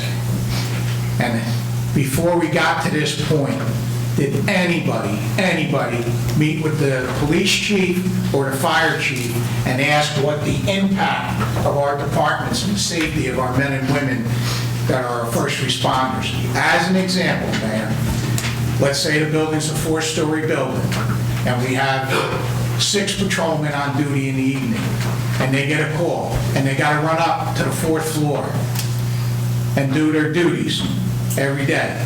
And then when they come down that 4th floor, by the time they get back to their squad car or to the ambulance or the fire truck, another call comes in. We just tonight voted on hiring more police, which I feel we need to keep the safety of our community. But we don't have The 165. police we hired are not additional police officers. I They're filling understand. vacancies. I understand. Okay. But we need to maintain the number of the police department we have to keep the quality of safety that we have and not overwork our men and women that are on the police department. And now when we get 165 units, we say we're not hiring anybody else, but I think it's going to put our jeopardy the health of our policemen and policewomen on our department, because it's a lot more people, a lot more stairs, a lot more scenarios, traffic.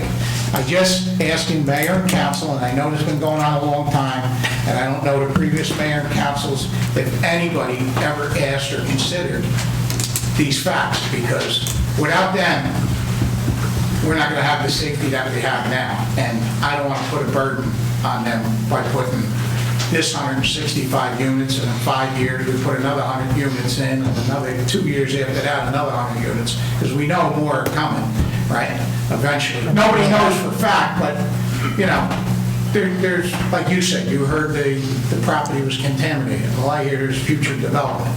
And again, my concern is our police and fire department. I don't want to put a burden on the people that serve us or at risk. Thank you. Thank you. What's the answer to this question?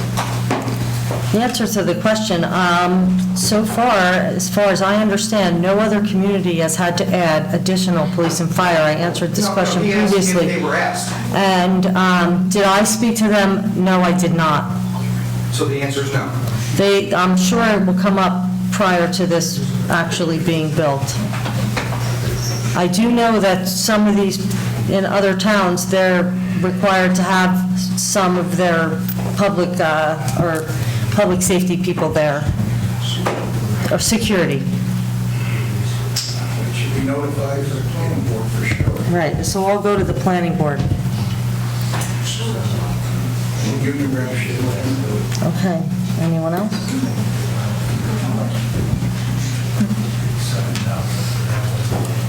Hi, my name is Donna Urban. I live on 124th Street. The traffic already, you said that you're going to be doing a traffic study after this. Okay, the traffic already coming down our block is horrendous. There's cars that are already trying to beat the traffic light that come down Jefferson Avenue the wrong direction. People flying down Boulevard to just, down our street to, miss the traffic light on Michigan. There's days that, I'll go down Washington and try to make that left-hand turn onto Michigan, and it's almost impossible. I mean, it's just already so bad. Like, how do you think this is going to impact that? That's one question. Well, the traffic study doesn't pass, they're not going to be able to build the development. I mean, they have Why couldn't that be done before this? because it's not the process. The planning board does that. It's the process of this. We don't do the traffic study. The planning board handles that. Okay, my other question is... And you'll be able to go to the planning board meetings, and you'll be able to have input on those meetings as well.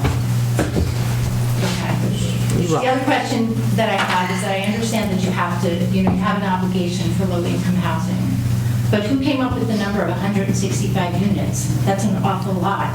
It was actually negotiated down, and again, this was prior to myself being involved, from 224, which was the initial proposal. That seems like an awful lot for 65. And when you look at what's being built in our neighboring communities, it's not a lot. It's a reasonable... That's going to change the town feel here. I know that if we wind up in a lawsuit, if we don't move forward and we wind up in a lawsuit, but do you understand that the court will then take this project over, and they can tell us that we can build, the developer can build 500 units.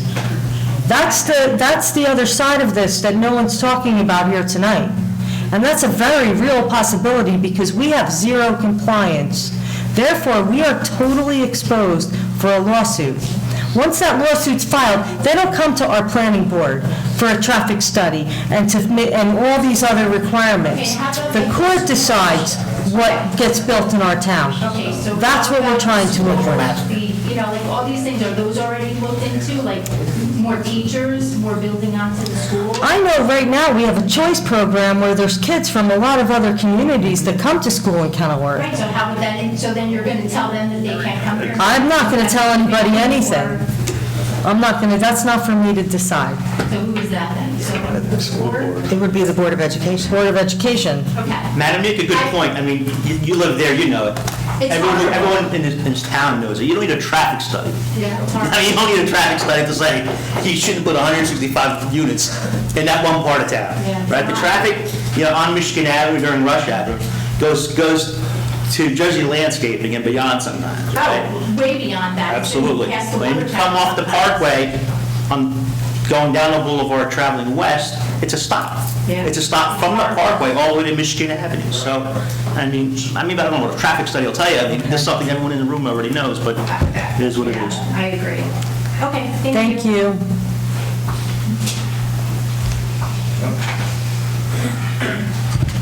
Good evening, Mayor and Council. Savino Screes, 18 North 19th Street. Yeah, I would be very concerned about what's going on. The tax break definitely seems excessive. The other thing is, you don't want to live in a city, and I know it trends bullying all the communities. I think that's totally un-American, quite honestly. I mean, there's got to be a better way for them just to come in and bully us around. I understand they threaten everybody with lawsuits and all. But then, like you said, after this 165, where else are they going to put apartments? You got 3-ounce property, you're going to shoehorn 50 units there. I mean, once we open this door, I don't know how you could say no to any future development. Merck, what's going on with Merck? That's going to be all one giant development? Because they're trying to, I mean, when does it stop? I don't know. I don't either. We have a 385-unit obligation from the Yeah, where court. that- those numbers come from? Those people should be forced to live in those apartments. You know, they live. Well, listen, I'm sure I the didn't committee make don't them- have it. Yeah, I'm not exactly sure where all the answers are. That was my concern. My other concern was also, I know the master plan, the town's very against two-family houses. They're all non-conforming now. Years ago, there was no more three families. I think there's only 3 in town. For that reason, because we didn't want overdevelopment. So is that going to be changed too, to help accommodate? Could those even be counted towards these 300 or whatever units? They're not counted towards those. Even if they're Section 8? That doesn't count? They're not counted. Okay, maybe they could be counted. Let's see if there's anything else. Basically, it's very concerning because, like you said, we got life savings here. I've basically I went to school in Kenilworth, I've been here most of my life. And yeah, very concerned that property values could go south. And what am I going to be, cat food? I'll have to work till I die. It's a very concerning thing, and that's why people Well, we're all start concerned about flooding. our property values, and I can Yeah. tell you that I can't name one municipality that's property values have gone down because of a development.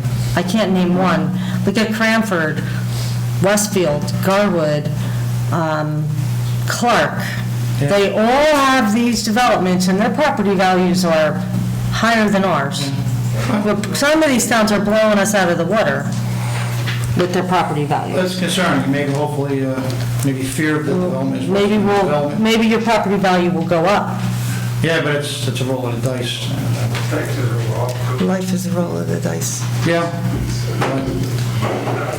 I know one thing, that the sewer line is very small there. Is the builder going to redo the whole line all the way down? to So town? all, the planning board will handle all I of thought the that. planning board passed it this No, this the summer. plan, this didn't even go to the planning board yet. No, there was something, I was here, there was something, maybe it was procedural thing. Were you at the planning board Yes, I was meeting? at the I'm meeting. not sure. That's when I first learned about it, because I always heard rumors. No, it was this summer, the exact day I don't remember. And The whole project will go to them. So it's going to go back to that, okay. Yes, I thought they had yes. passed it, maybe it was just procedural. Right. All right.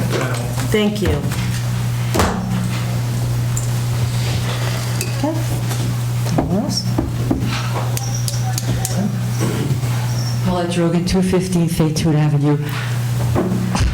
I'm like speechless. Usually there's 3 or 4 people here, and I want to make a statement, and the place is packed, and I apologize. Before I start, I want to just speak highly of the Public Works, because they've been doing a wonderful job. Thank you. And Mr.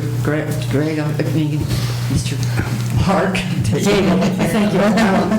Kudos to you and the people that are doing it. And they did pick up the leaves today, so no more complaints.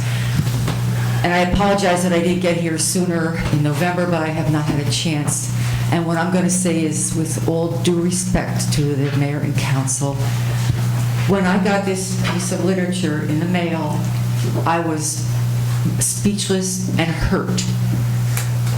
This assassination on What that is? about Oh. John Zimmerman. Now, when we have elections, everybody gets the crap come into there for months, whether it's federal, state, county. In all of my life, I get that stuff too, and I throw it out. It might be lying, embellishing, whatever. However, I did work with John Zimmerman for 25 years, and I just want to say, I didn't know he was going to be here, and he didn't know I was going to be here, and he said, you don't have to do this, and I said, I have to, because I was so stunned and hurt. It hurts me. I don't know who was responsible for this attempted hatchet job, but that's not who we are here. I have no idea who mailed that. Okay, I'm just saying. No idea. And I don't care if you're Republican, Democrat, or Independent, we don't do this here. And I know all of you, and you know me.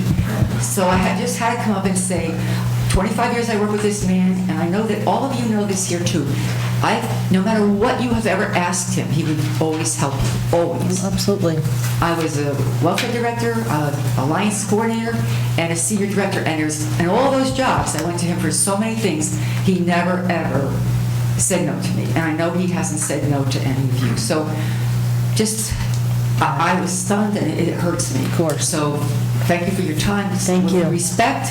But I don't want to see any Republican or Democrat or Independent send this kind of stuff out again. Thank you. Thank you. And God bless you all. Be safe. Thank you. Okay, does anyone else have anything to say regarding this ordinance?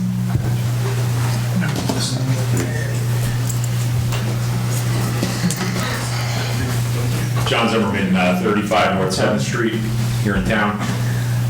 Councilman-elect for Kenilworth in January. My question is, Mayor, you said a financial group negotiated the pilot. What financial group? I want to say Mike, but Mr. Hanley, right behind you. Your financial group? Right, I have it. That was your part as the negotiating pilot? Yes. So that's different than, so you're not involved with the developer, or you are? Represents Kenilworth.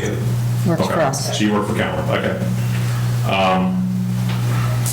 30-year impact on residents. I know you said there was no impact that was going to affect the schools or the Roy Valley Sewerage Authority, which we're constantly over the limit now, we get fined on. I didn't say that. No, you said that there wasn't going to be any impact. I said whatever impact there is on the sewer, the developer will have to pay for that. But like somebody else said, there's no way to determine right now Well, there'll be suffering like meters, that. I'm sure. I'm sure the planning board will make sure that, I'm positive, that they know what their flow will be. Is that in the And they redevelopment will agreement? pay for Sorry, it. is that in the redevelopment agreement? No, it's not. No, I was asking Mr. Council. Got it. Yes, please. Mr. Webster. It's probably better for your municipal engineer to speak about it, but what will happen is they will have to apply for what's called a treatment works approval, and the sewer is calculated as a derivative of your water consumption. So they will come up with a number, and if your, what's it called, firm capacity? The capacity of the sewer utility doesn't have capacity, they won't issue them a treatment works approval. And to the extent that they contribute and you're going over your capacity, you're going to have to negotiate a larger share. And if you can't negotiate a larger share, they're simply not going to be issued the building permit. So that's how that process works. But it's not in the redevelopment agreement, all right? It would be part of the planning board process. Yeah. This one, we wouldn't put that in a redevelopment agreement. They have to purchase the flow rights. I would have been, all right. I thought perhaps we could have put it in the redevelopment, or should have been put in the redevelopment agreement. Probably negotiated 500 redevelopment agreements. That's not a provision of a redevelopment agreement.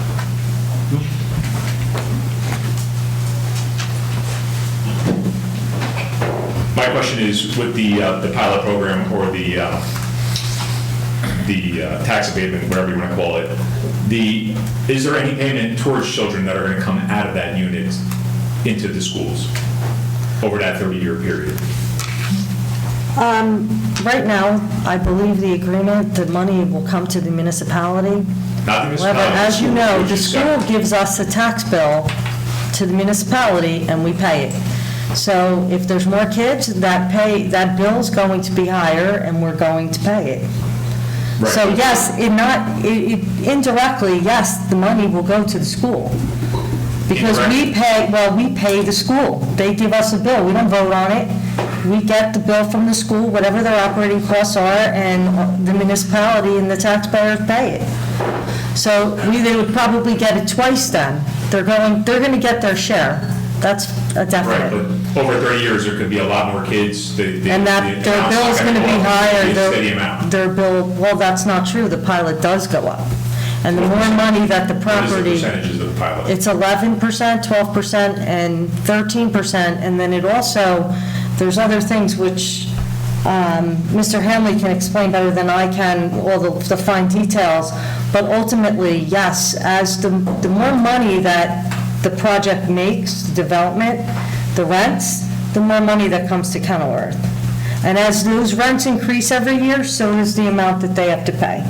But it's still not the full amount that is being paid by everyone else in town.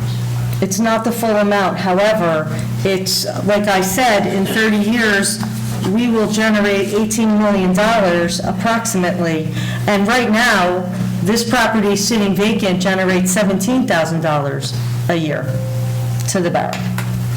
So 17,000 to possibly, I think, 350 to 400,000 coming into the borough is definitely going to help our budget to bring more money into ratables into the borough. It's going to cost more, like somebody else just said in the back. I disagree with you there, and I think it's going to cost us more. Schooling costs, it's the biggest part of our bill, next to the county. Correct. The borough, as a former police chief, I know, the borough is at the bottom. And the schools are going to cost us more children are going to cost us more. I don't think it's going to make up that difference, and it's going to be passed on to the taxpayers as a result. That's my opinion. All the communities are making Until kids start going money. to school, and we know what the impact is going to be, it's going to be too late at that point. That's my opinion. Okay, thank you. You also said it was on the table for a while, and it wasn't on the agenda at the last meeting. It was thrown onto the agenda at the last minute. If it was on the table for Because so long. the agreement, the financial agreement was still being worked out, that's why it was delayed. But why was it thrown on without being on the agenda at that point? Because the financial agreement wasn't finished. We didn't even read it. We didn't even read it. Let's just say it wasn't read. It wasn't even read. And that was the first one, now you've had a month to read it. Absolutely, I got plenty of time, and I got some more things to It was say the about first reading. You know, I mean, At the last meeting, how do you vote on something and a without reading? chance to even It's read it beyond before it was voted. comical. Well, I did read it prior, I did get it, Well, and I you had did, it. but other council people didn't, which is unfair, and I don't think it should have been passed or on the Okay, thank agenda at that you. point or even voted on. Okay, thank you. Also, I have a question. I know Councilman Ladati's not here tonight. I don't know, Well, who is here? he's here remotely, but I don't know if, you know, based on some of the comments, and I don't know where he's at, if he's home, if he's in a hospital, a medical facility, if he's of sound mind.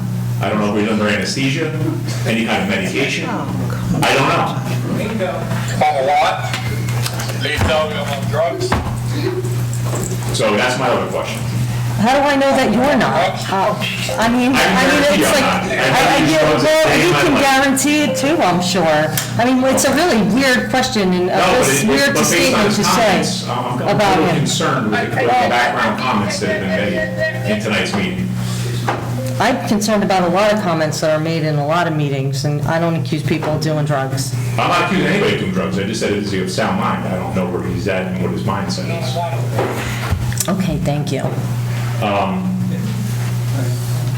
Last but not least, I mean, I have a bunch of things, and I don't want to waste everybody's time.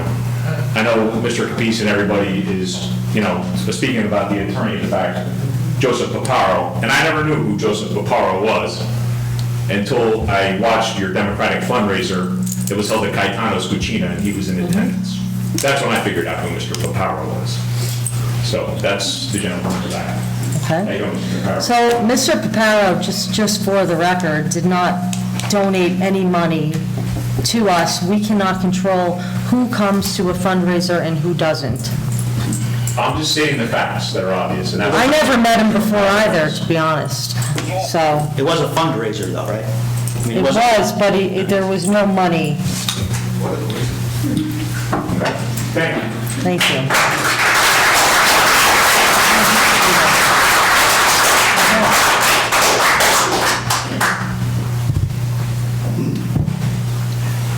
Yeah, this is, I think we should stick to, is there, how many? Yeah, I'm sorry, my first comments were just to clarify the environmental issue. Okay. That's what I was trying to, but these were actually my questions. The reason for the financial agreement, we were told by our financial advisor that's not required by law. Okay, so why are we offering 30 years?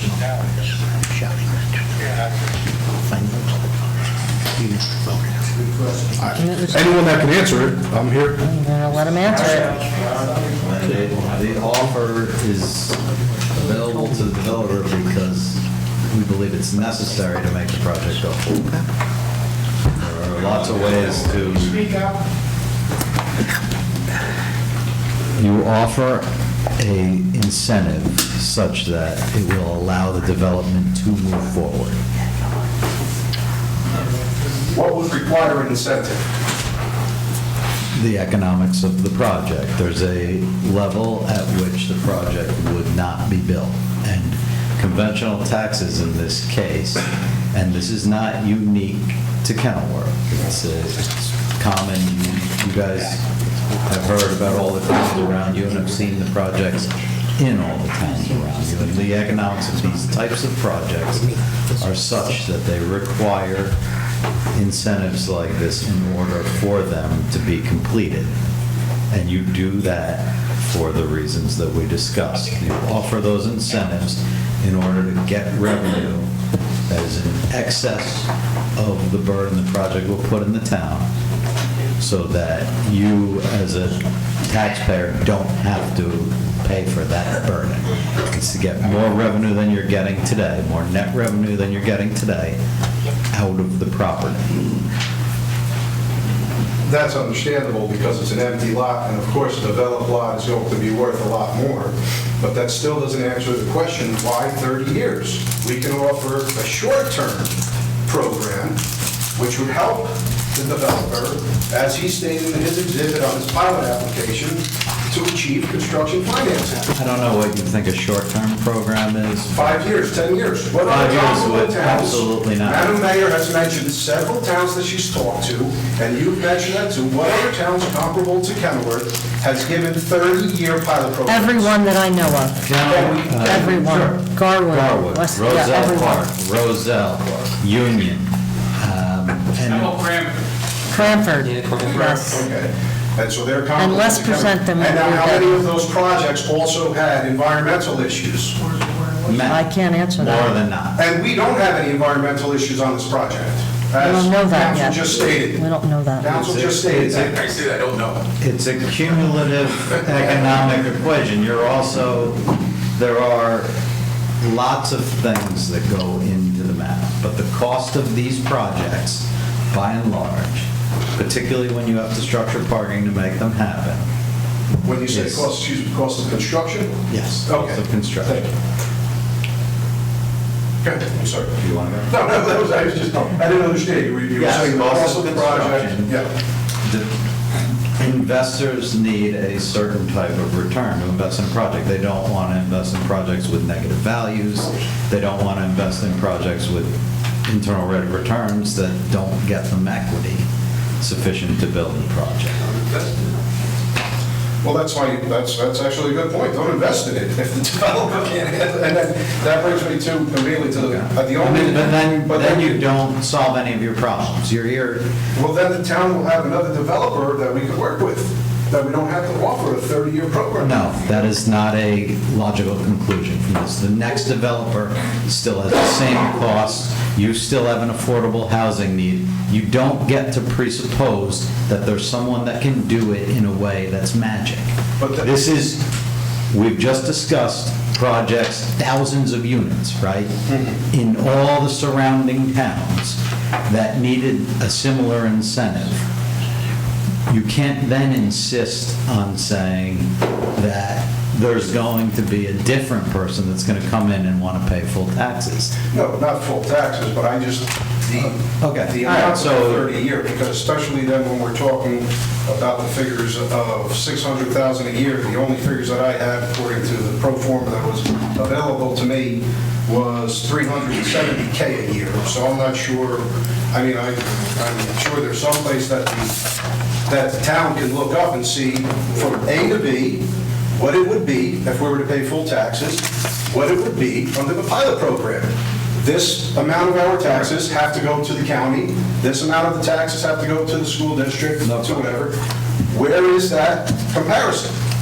I haven't seen it. I actually had to search, according to the financial agreement, I had to search to find out what the definition is of the gross revenue, which I still, because they referenced another section of the... It references the law. The gross revenue is everything they collect, but things that they're paying for in effect. So like if their service charges.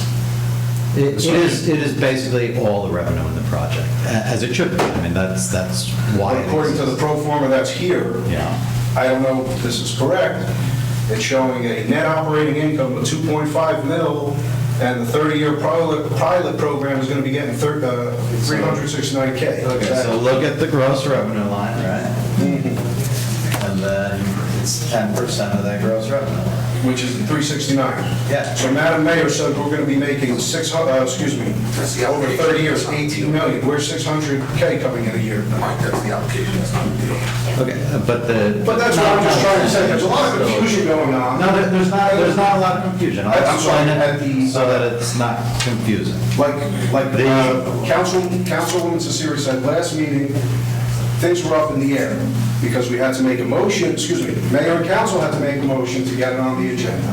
Okay, all right, I don't want to do it procedural, but the percentage that the town is owed will be multiplied by the gross revenue. The town becomes a partner in the deal for that. If they keep getting more and more revenue, you get more. If they don't, you don't get more. So we're the partner. You're the partner, correct. So if rentals tank, the town gets nothing. No, you never get, I mean, if they got to zero. Well, that's nothing, I'm sorry. But that happens with real taxes too, doesn't it? Well, depending on what the property value is assessed at. Correct. But And it's assessed what happens? how many years? What happens when a property paying conventional taxes, a rental property, gets much less in revenue? They win tax appeals against you. Well, that is you are at that same risk regardless of the way you do it. But you don't get the same upside. You don't get annual upside until you do revals, which is one of the benefits of the pilot. And then we're also, as it's stating, we're setting the catalyst for other developers that are going to be coming in. You don't set a catalyst. You have to the ordinance we do. No, this is an ordinance for this project. You read it. You have tabs in it. Yes, it defines the project, and it is specific. Will serve as catalyst for further private investment. Yeah, on this project. The project is defined. All the benefits that accrue only to this project. You don't ever have to do one again. Now, you will still have this affordable housing obligation, so it's not to say that you will never do one again. No, of course. And even if you didn't, many places have embraced redevelopment because it helps the businesses. It reduces the taxes for people, and they do it for those reasons. I agree. Now, that's a policy call. You never have to vote on this. You never have to make it happen, but the people that do it, and it happens over and over and over again in the state, is because if you don't get more revenue, the existing taxpayer suffers. And government is a toll good. It is not an incremental cost business. When you add a couple people or add a couple students, you don't start, they're not all worth the same. You built the infrastructure that exists here today. You have a police chief, and you have schools, and you have a tax collector, and all those things are going to be the same the day after this project's built.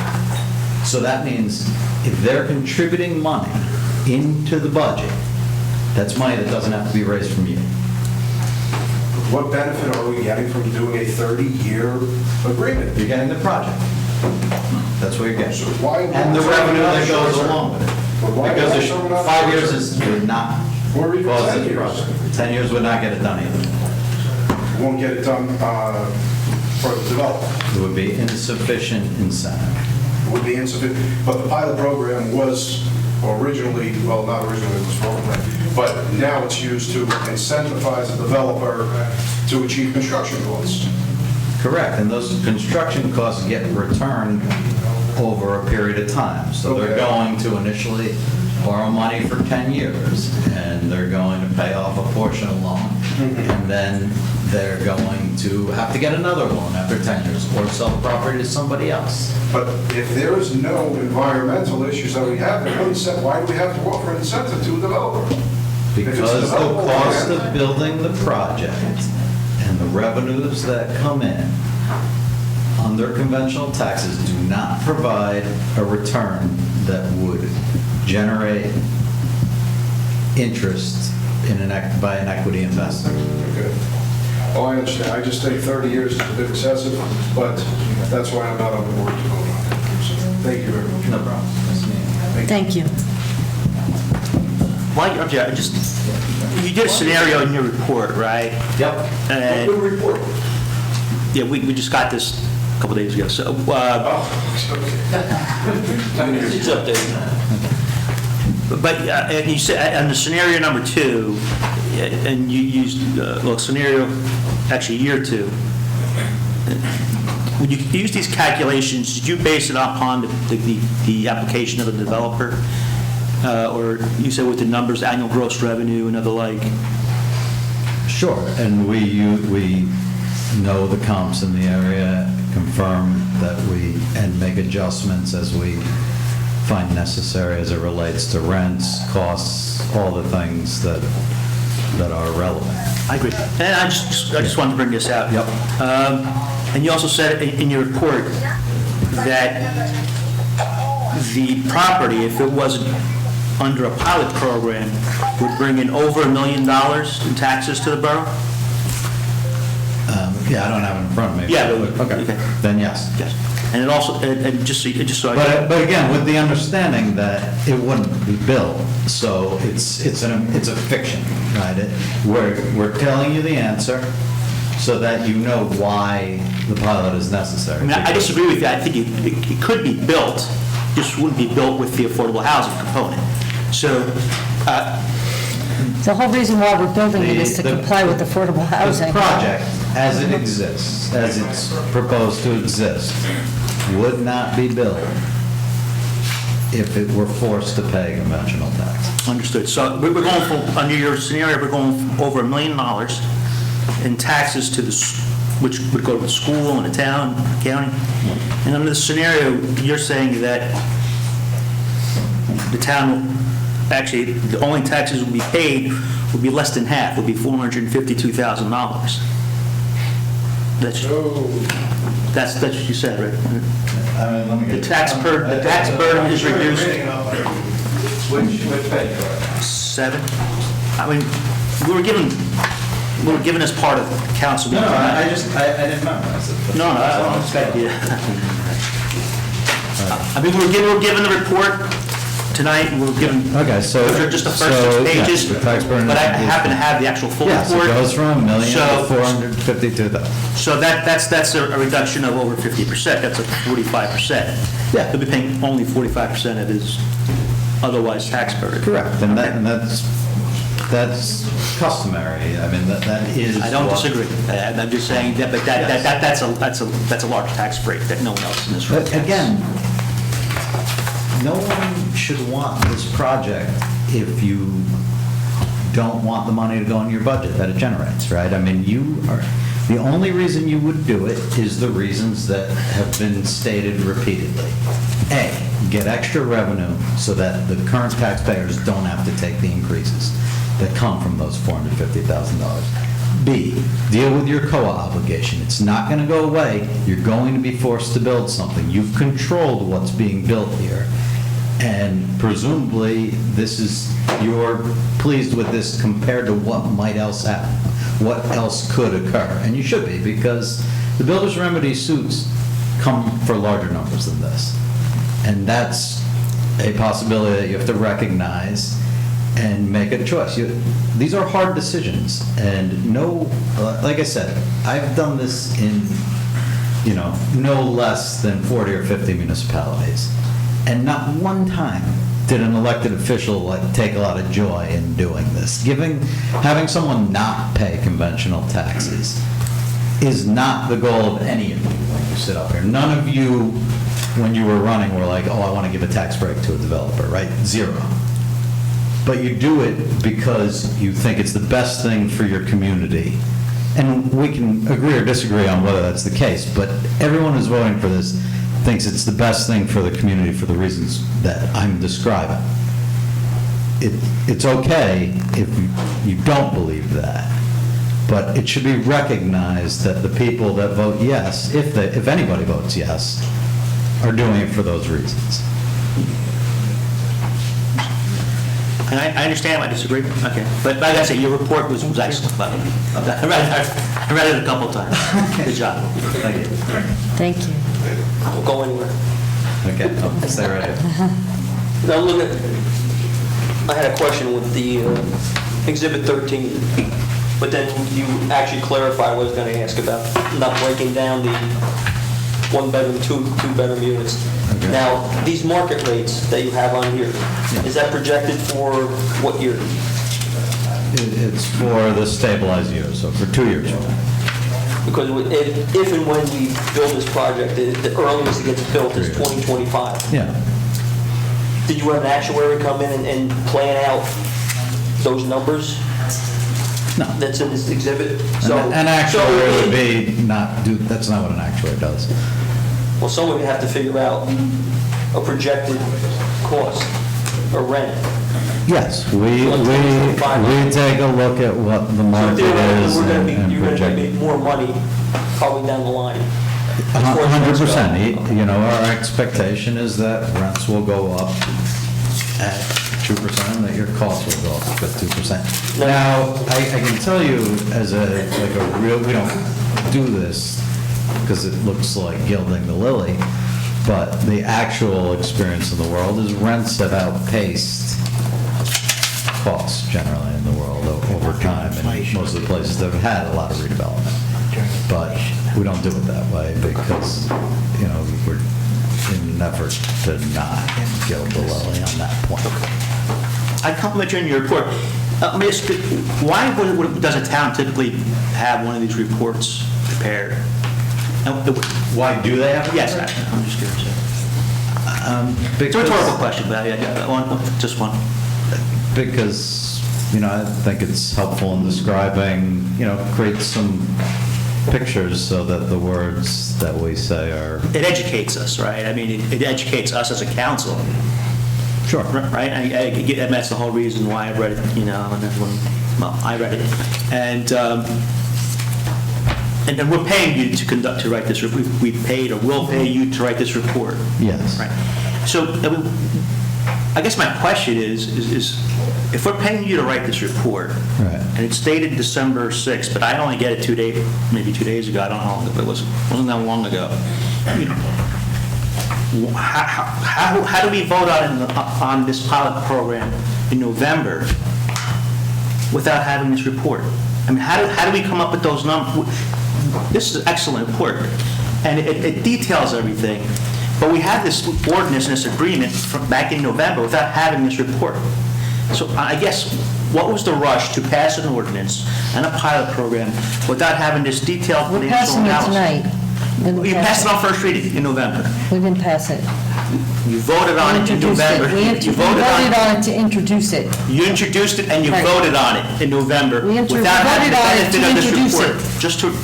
Just to rush this I think report, Jack. if the public comments are over, I'll close it for the public and then open it up for council comment. Okay? Does anyone else from the public have anything to say on this ordinance?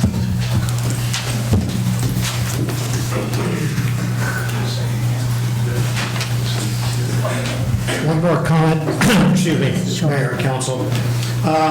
This handout that we received today is an addendum for this project. Can you just state your name and address just for the record, so... Sorry. John Zimmerman, 26 North 7th Street. In the back, they can pick that up. Okay. Thank you. Now, it says here, whereas the redeveloper is a limited dividend urban renewal entity created under the New Jersey long-term tax exemption law NJSA 40A20-1. Now, that's the LTTE, which we're talking about. Now, it sounds like, according to whoever wrote this up, that this program, this LTTE, which is the tax exemption for the builder, is given by the state of New Jersey.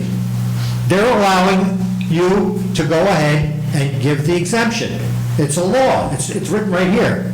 Now, is it a law that we have to give the developer an exemption, or we're just going to pick a number out of the hat and give them an exemption? No. Thank you. Thank you. Do you have a Mr. Hanley, well, response? Mr. Hanley's going to respond to this for you. Yeah, I mean, it's an important point that you bring up. That entity is limited in the profits that it can make. If it is so profitable and it's making more than 12% annual profit, it actually has to pay the town back. And you can only receive a tax exemption if you set up an urban renewal entity. And then the urban renewal entity has to file an audit each year with their revenues. And if they're doing too well, they have to pay money back to the borough.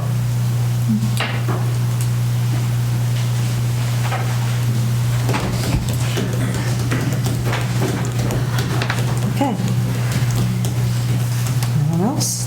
Okay, seeing no one else, I'd like a motion to close the floor for public discussion. Motion. Second. Motion made by Councilman David, seconded by Councilman Puglisi. All right, I'd just like to ask some questions of our professionals. Sir, Mr. Hanley? I apologize. Hanley. In this report, you gave recommendations. Okay. And just under the pilot scenario recommendation, in paragraph 2.1. I guess the second paragraph. What was your recommendations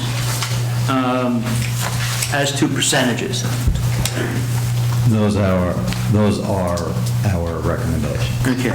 And did your recommendation match the pilot program numbers? In other words, your recommendation for percentages, did they match what in fact the town is agreeing to with the developer?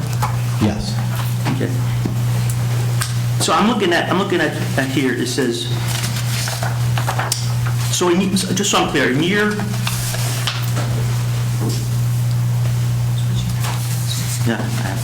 so in year, let's say year 15. Yeah. What would be your recommendation for percentage-wise? 12%. And what's the, all right, so, and under the pilot program, how much is it? Year 15? Well, this is the pilot program. If it were to be voted on, the developer asked us for 10% for all 30 years. What's in your financial agreement is 11% for 10 years, 12% for 10 years, and 13%. That's correct.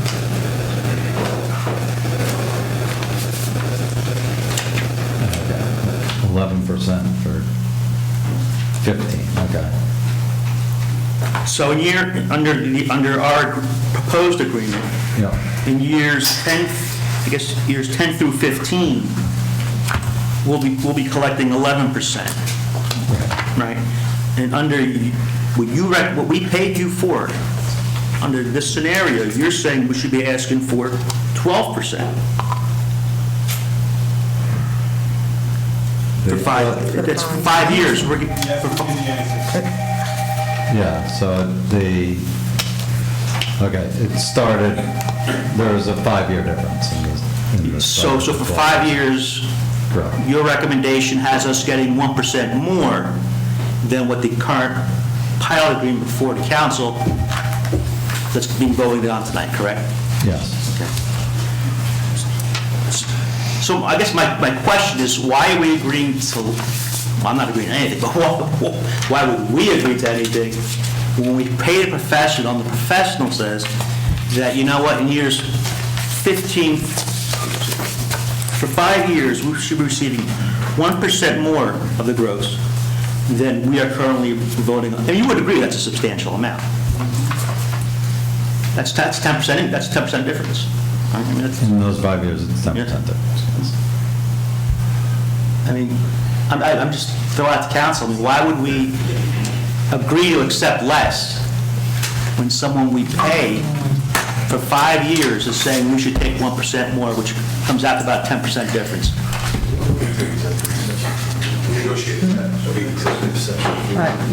Mr. Foster's going to come up. There was pushback in negotiation, and this was where we settled.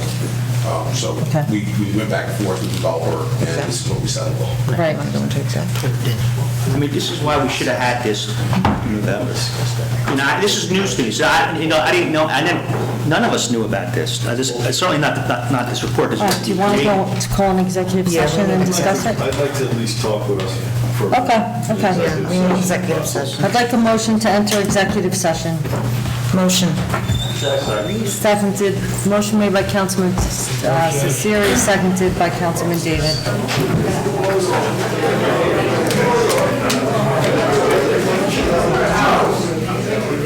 No, you can stay. You gotta leave. You gotta stay. Okay, we're on.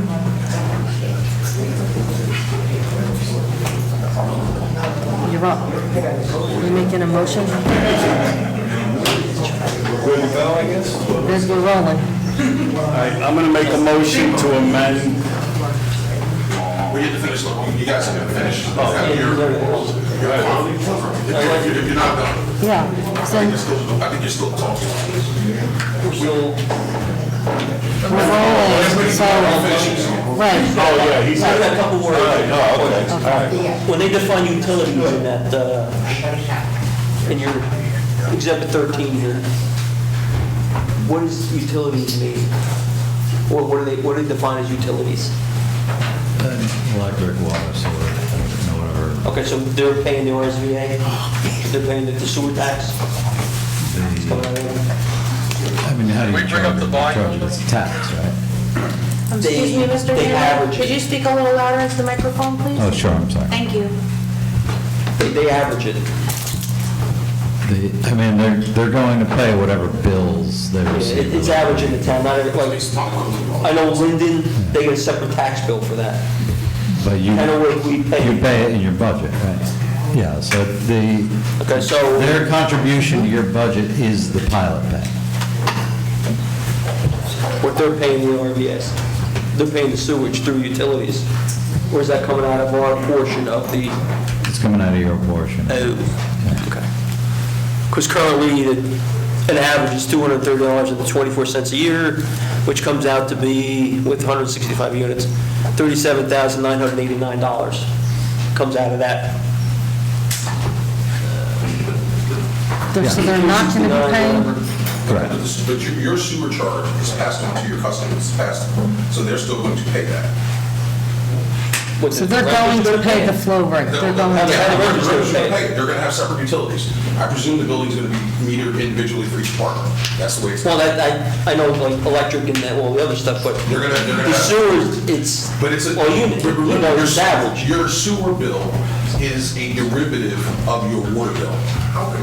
No, not here. So then it's based upon EUs then. So it's a one-time user charge, it's an annual user charge based upon the. So that comes out of your. Based on the flow rates. It's not a separate. We pay for our flow. Either you pay by flow or you pay by dwelling unit. That's the only two ways you can do it. So either way, the meter, the person who is the beneficiary of the meter is the person who's charged that, just like your house. Well, like I said, Linden gets charged, they get a separate sewer bill. But Linden is. We don't. We don't. It gets included in our base taxes, correct? Yes. So it's averaged throughout the town. They just average it for every housing unit, whatever, residents, the laundromat, everything, it's just averaged together. What is your sewer connection fee?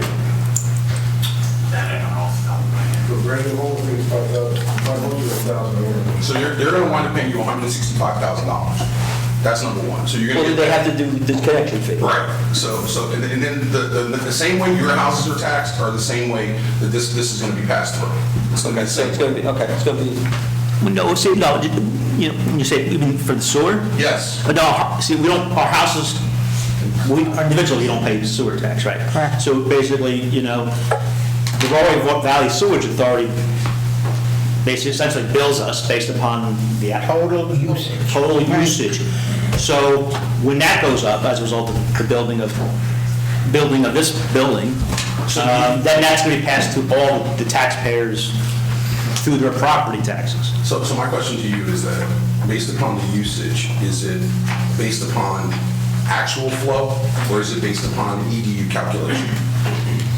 For the town, It's metered. Right, So the whole town is if it's metered, you're gonna, but how do you derive who does what? You base it upon water? The RVSA meters the town gets one bill. Right. From the RVSA, which they pay, they don't, that doesn't, the residents don't get an individual sewer bill. So that comes out of the budget. So if I'm a person that literally flushes 8,000 toilets, and you don't just leave the house because you live at the shore all the time, they get the same sewer bill? It's the same property tax. It's all included. Okay. It's all included in tax, right. So a family of five. It's not itemized. It's paying, getting a benefit than the family of one. Right. So it's that kind of concept. Tony, you would agree, I think you'd agree, I'm not quite sure, every time I talk to RVSA, it's a different number, but I think we're pretty close to our capacity right now, I think, which leads me to believe, and I know it's part of the agreements, the developer will have to negotiate with the Rollway Valley to buy flow rights. Right. From Garwood or Clark. Always. I'm sorry? Always. Yeah, if the town doesn't have capacity, developer will have to allocate. That, I wanted to make that point. Yeah, it's the developers, where they go, I'm not sure. I think only Garwood and Clark have excess capacity. I could be wrong about that. Okay. Mayor, I'm back to you. Okay. And the only other thing is the garbage removal. Is that on the town, or is that going to be private hauling? That's private. Going to be private hauling? Yeah. Recyclables? Private. I have school put off to you. Do you think they'll be still here? Okay. Anyone else have any questions? I think Fred was... No, I'm sorry, I'm good. Okay. You're done? Understood.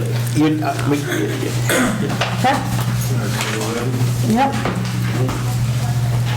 All right, I'm going to make a motion to amend the ordinance authorizing a financial agreement. The amendment to the agreement before you will be on page 10, section 4.2, paragraph B, little I. And it will read, for each of the first 10, parenthetical 10 years from the annual service charge date, the annual service charge will be 11%.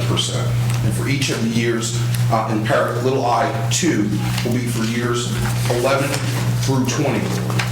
It will be 12%. And we will make those amendments and send them over to the clerk tomorrow. I apologize. What page are you on? Page 10, 4.2, B, little I, little I1, and little I2. Section 4.2. Yeah. The page numbers on this. I have page 10 on mine, I have a different format, but section 4.2.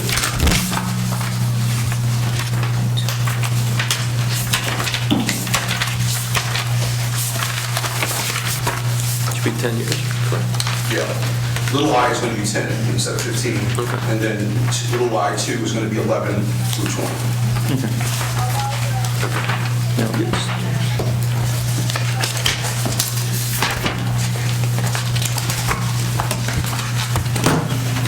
What's 4.2, Paul, on your, on?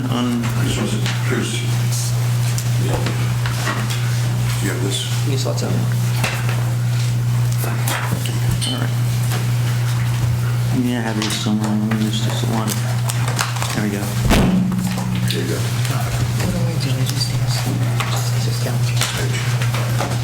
Gotcha. It's a little I. All right, I'm sorry, yeah, just one. It's going to be, instead of 15, it's going to be 10. And down here, it's going to be 11 through 20, instead of 16 through 20. 16 through 10. Right.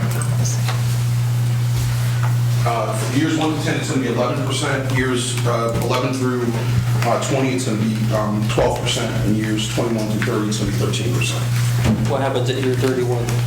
Ad valorem taxes. But in all likelihood, and I don't want to blow your minds, Okay. but it'll probably revert to ad valorem before that. But that's a whole other story. I'm glad that, I'm still going to vote against the pilot program, but at least if it does get passed, the amendment will bring in more revenue to the borough. I mean, I'll vote for the amendment, but ultimately I'm not going to vote for the pilot. But, I'm sorry, go ahead. Well, again, we should talk about that. My recommendation to the mayor is that we're voting on this proposal as amended. Right. Now, if you want to bifurcate it out and do the amendment separately, we can do that. I don't think we have to, but it's up to you, Fred. No, I'd rather have it bifurcated. In other words, okay. It's up to you. Because listen, I know I'm going to be outvoted at the end of the day. I just know I've done this rodeo before. So, I mean, if I'm going to vote, I'm going to vote for the amendment because it's more money for the town. Right. But I'm certainly not going to go for the pilot. All right, then let me suggest, it makes no difference to me. The way you vote on it, I would respectfully suggest, what you're going to do is say, on this, I vote to amend the thing we just talked about, number 11, to read bank. We'll vote on that amendment, and then we can vote, the governing body can vote on whether or not they approve or disapprove the plan. Okay. Is that fair? All right, so I second, he made the motion? Who made the motion? Just Mark Davis. I'll second your motion. Okay. On the amendment only, not the entire We'll do it separate. Okay, so is there a motion to approve ordinance 2021-18 as amended? No? Respectfully, Mayor. I think what they want to do is, Mark David has made a motion to amend this agreement. Okay. I'm not going through it again. Right, I believe that's I been understand seconded by Fred Puglisi. Okay. Take a vote on that. Okay. Councilwoman Cesari? Yes. Councilman David? Yes. Councilman Finestrella? Yes.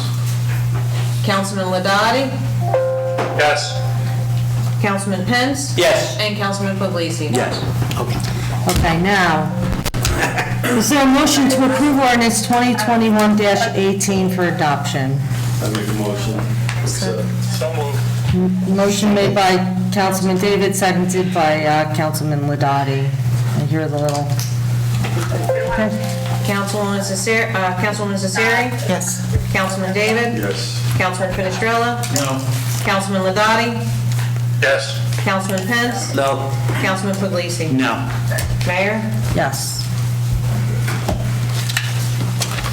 Where I Okay, I have two, Respectfully, before you do those, I believe Councilwoman Cesari has a request of the governing body. okay.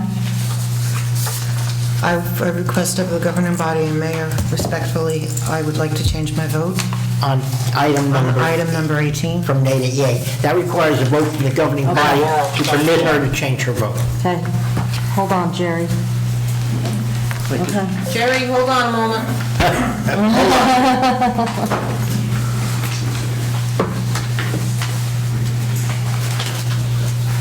So for... So we already voted no on this, right? You I'm voted, confused. she's changing her vote, and to change her vote, she needs the approval of the Misunderstood. governing I need body. your approval to change my vote. It's the way it I works. mean, I voted no for it, so how would I vote for yes to change your vote? You're not, you're permitting her to change her vote. Your vote stays as is. We have to allow her to be... I'd say just bring it back in January. Well, then you'll get, can we take a vote, Mayor, would you ask, I would request a vote on the Can we request. Can we vote on Councilwoman Cesari's request that she misunderstood what she was voting on, I believe, and has, This one didn't want to say. would like to... But I did, Right. So can we vote on that? Yes. I'd like to vote on that. Borough Clerk? So are we voting, so after we vote on this, we're going to vote again for the resolution? No, I don't think. We're not. She is. She's just changing her vote. The resolution, what was the vote on the resolution? I've forgotten. 4-2. 4-2. Well, then it'll be 3-3, and then the mayor will have to you don't re-vote, your vote stays the way it is, it'll then be 3-3, and it would be up to the mayor to decide if she wants to break the tie. You just, you know, I understand. thank you. So council, what am I? Well, this is the request of Councilwoman Cesari to change her vote. Can she vote on her revote? Yeah, absolutely. She can vote on her vote whether or not she can change her vote? Well, she's changing her vote from nay to yay. Come on, guys. Councilwoman Cesari? Yes. Councilman David? Yes. Councilman Finestrella? Yes. Councilman Ladati? Yes. Councilman Pence? No. Councilman Puglisi? No. Motion passes. And the vote now on the original resolution is 4-2? It is now 4-2 in the ayes. Okay, so that means the mayor does not have to cast a tie-breaking vote. That's all I have. No. So now, does she? No. That was just a vote. To allow. Now we have to re-vote on it. No, you don't That was re-vote. just a... Your vote stays the way it is. She's changing her vote from no to yes. Okay. I mean, you could change your vote too. You want permission to change your vote? I don't know. Okay, so now it's 3-3, so... It is 3-3. We just voted on her, whether or not she Listen, can I change her vote. misunderstood what it To was. change her vote from no to yay. I voted no mistakenly. I wanted to vote yes. That's what I'm asking for. Now, is it Right, 3-3 permission to or change my 4-2? vote. So that's then the now vote 3-3. To allow her to change her vote was 4-2. And she changed her vote to yay. No, Right, so now we have we're to moving vote to on the it. next. I don't think we do. What is the vote right now with her getting a Yes, yay it's vote? 3-3. 3-3. With her getting the yay vote, then it's 3-3. Then So there that it is is. I have to vote. You're right. She said 4-2. That's And right. I vote yes. Thank you. Okay. I have two proclamations this evening. One is honoring... Please, before you start with that, there is the resolution number 23, the resolution approving the consistency review materials.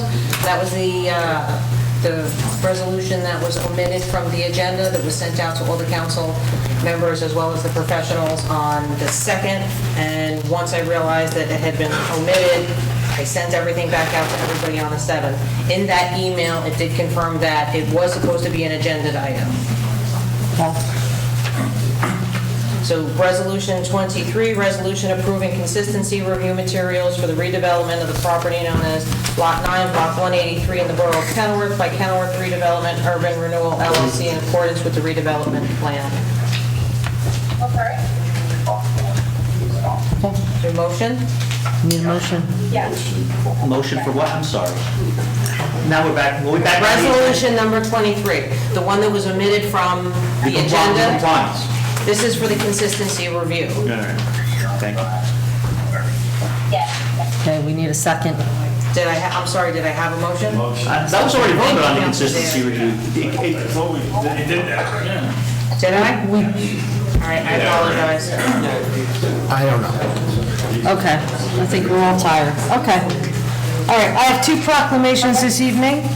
One is honoring retirement Sergeant Len Lunak. Mayor and Council of the Borough of Kenilworth, with great admiration and respect, honor Sergeant Len Ludak on the occasion of his retirement after 21 years of dedicated service with the Borough of Kenilworth Police Department. Born and raised in Kenilworth, he graduated from David Burley High School in 1991. Sergeant Ludak served in the Marine Corps Reserves from 1992 to 1998 as an avionics technician on C-1-130s. Raising to the rank of corporal, on January 14, 2000, he was appointed as a patrolman with the Kenilworth Police Department, promoted to the rank of sergeant in February of 2013, and spent the majority of his career on patrol. He was detailed to the Auto Theft Task Force on a part-time basis from 2002 to 2010, where he earned several commendations and was made a road supervisor. He was also detailed out to the Union County Narcotics Strike Force for 8 months in 2007, working on a wire to take down a high-end drug ring operating out of Elizabeth, New Jersey. Sergeant Ludak was well rewarded by both his superiors and subordinates alike. He earned numerous commendations over the course of his 21-year career, including helping to evacuate the Kenilworth inns of numerous patrons during a fire in 2015, saving a motorist who had overdosed in June of 2015 by administering Narcan, helping to stop a motorist who was in diabetic shock in December of 2017, and helping to catch a wanted burglary suspect in foot pursuit in August of 2020. Sergeant Ludak comes from a long line of law enforcement officers and is extremely proud to be a fifth-generation officer. He was always proud to tell everyone that being a police officer was never just a job to him, it was a family tradition. Without a doubt, he will be sorely missed. Now, therefore, I, Linda Karlovich, Mayor of the Borough of Kenilworth, on behalf of the entire council and the citizens we serve, do hereby congratulate Sergeant Len Ludak on the occasion of his retirement and extend best wishes for continued success in his life's pursuits. In witness hereof, I hereunto step my hand this 8th day of December 2021. Congratulations, Mr. Ludak, on your retirement. I also have a proclamation remembering Pearl Harbor, which was this is the 80th anniversary yesterday. 80 years ago, Imperial Japan launched an unprovoked attack on the United States Naval Base at Pearl Harbor, killing more than 2,400 Americans and destroying much of our nation's Pacific Fleet. This attack led President Roosevelt to call on Congress to declare an act of war the following day, stating December 7, 1941 would be a date which will live in infamy. As we mourn the lives of those we lost on that fateful day, we remember those who defended Pearl Harbor and those who answered the call to serve their country in battlefields across the world. It is essential that we honor those who showed tremendous courage in defense of the timeless truths and great freedoms upon which our nation was founded. On this day of remembrance, we are reminded of the immense sacrifices and all that we owe our service members who fight to defend the freedoms we cherish. Now therefore, be it resolved that on behalf of the Borough of Kenilworth, I, Mayor Linda Karlovich, do I hereby proclaim December 7, 2021 as National Pearl Harbor Remembrance Day and encourage all citizens to reflect on the profound debt of gratitude we owe for the freedoms we cherish and to be reminded of the everlasting responsibilities we have to each other and our country. In testimony thereof, I hereunto signed my name officially and caused the seal of the Borough of Kenilworth to be affixed this 7th day of December 2021. Okay, at this time I'd like a motion to open the floor to the public. I'll make that motion. Motion made by Councilman Puglisi, seconded by Councilman Fenestrella. All in favor? If there, does anyone have anything to say for the good and well-being of Kenilworth, please come forward and state your name and address. Okay, seeing no one, is there a motion to close the floor for public discussion? Motion. All in favor? Motion made. Hold on. Motion made by, oh, I'm sorry. So 269 Lincoln Drive, getting somewhere. So, to make it clear, they have a 30-year agreement that they have a tax write-off, right? It's a tax abatement, it's So they have a not, tax abatement. right. Since they're gonna build something in town. Do other builders have the same tax abatement? No, there's no other builders, there's only one. Did we ever open up the floor for anyone else to build in town? We have not negotiated with other developers to build in other Why not? places in Kenilworth. First of all, this is a private property that is being sold by a private person who sold it to this company. That's why we're dealing with this guy. Everybody else had an opportunity So to as we buy know it. today, we all own properties, right? So if I own a property, let's say it's worth $200,000, well, $1 million, right? And someone comes out to me and says, I will give you $2 million. Would I be able to sell that property? Of course I would, right? So there's a lot of properties in town that people will be willing to sell for a lot more money than what it's worth. But they don't understand that they can build a massive properties that we're gonna give these developers. So they're willing to be okay with building these massive lots or massive homes in these houses. Why don't we have that ability to do that? When I have the ability to purchase a piece of property and come to the council and to the planning board to build something. So we'll have the same agreement of the 30-year? That would be negotiated. I don't know what kind of agreement would be negotiated for your specific So situation. what are they gonna pay for the 30-year tax abatement? Excuse me? So what will they pay for the tax abatement?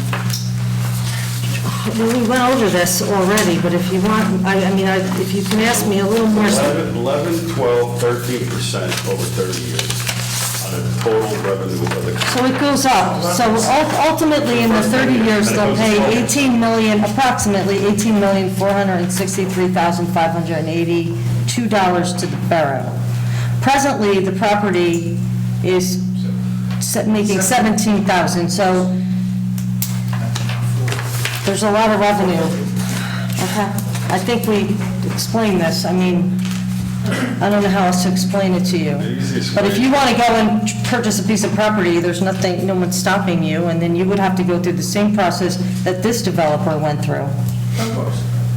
We didn't seek him out, he came to us. Of course. Okay. So we're gonna open up the floodgates to somebody to go and purchase Merck.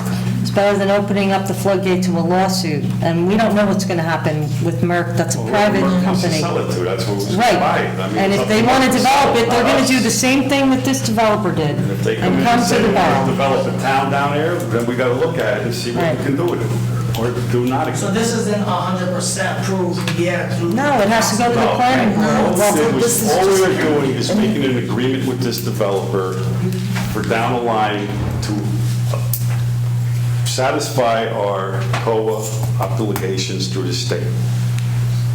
If it falls through, it falls through, then we're back to zero. If and we gotta it start gets all over. approved, the tax abatement program will be, is guaranteed. Yeah. No, it's guaranteed. Oh, yeah, that's guaranteed, but the whole project is still not approved yet. There's still a lot of variances that will have to be looked So at. if it isn't contaminated, let's say like people said, it will not get approved. Is that right? Well, unless No. they clear the land, unless they clean it You up. would have to clean it. Costs a If lot of it's money. contaminated, and they'll have to decide at that point how much it costs to clean it up versus how much money they're going to spend. That's their decision, and the planning board. Okay. Thank you. Thank you. Or they don't build it, come back with another pilot program. Okay. So we've closed we've closed the floor for public discussion. So I'm just going to do that again, to close the floor for public discussion, because.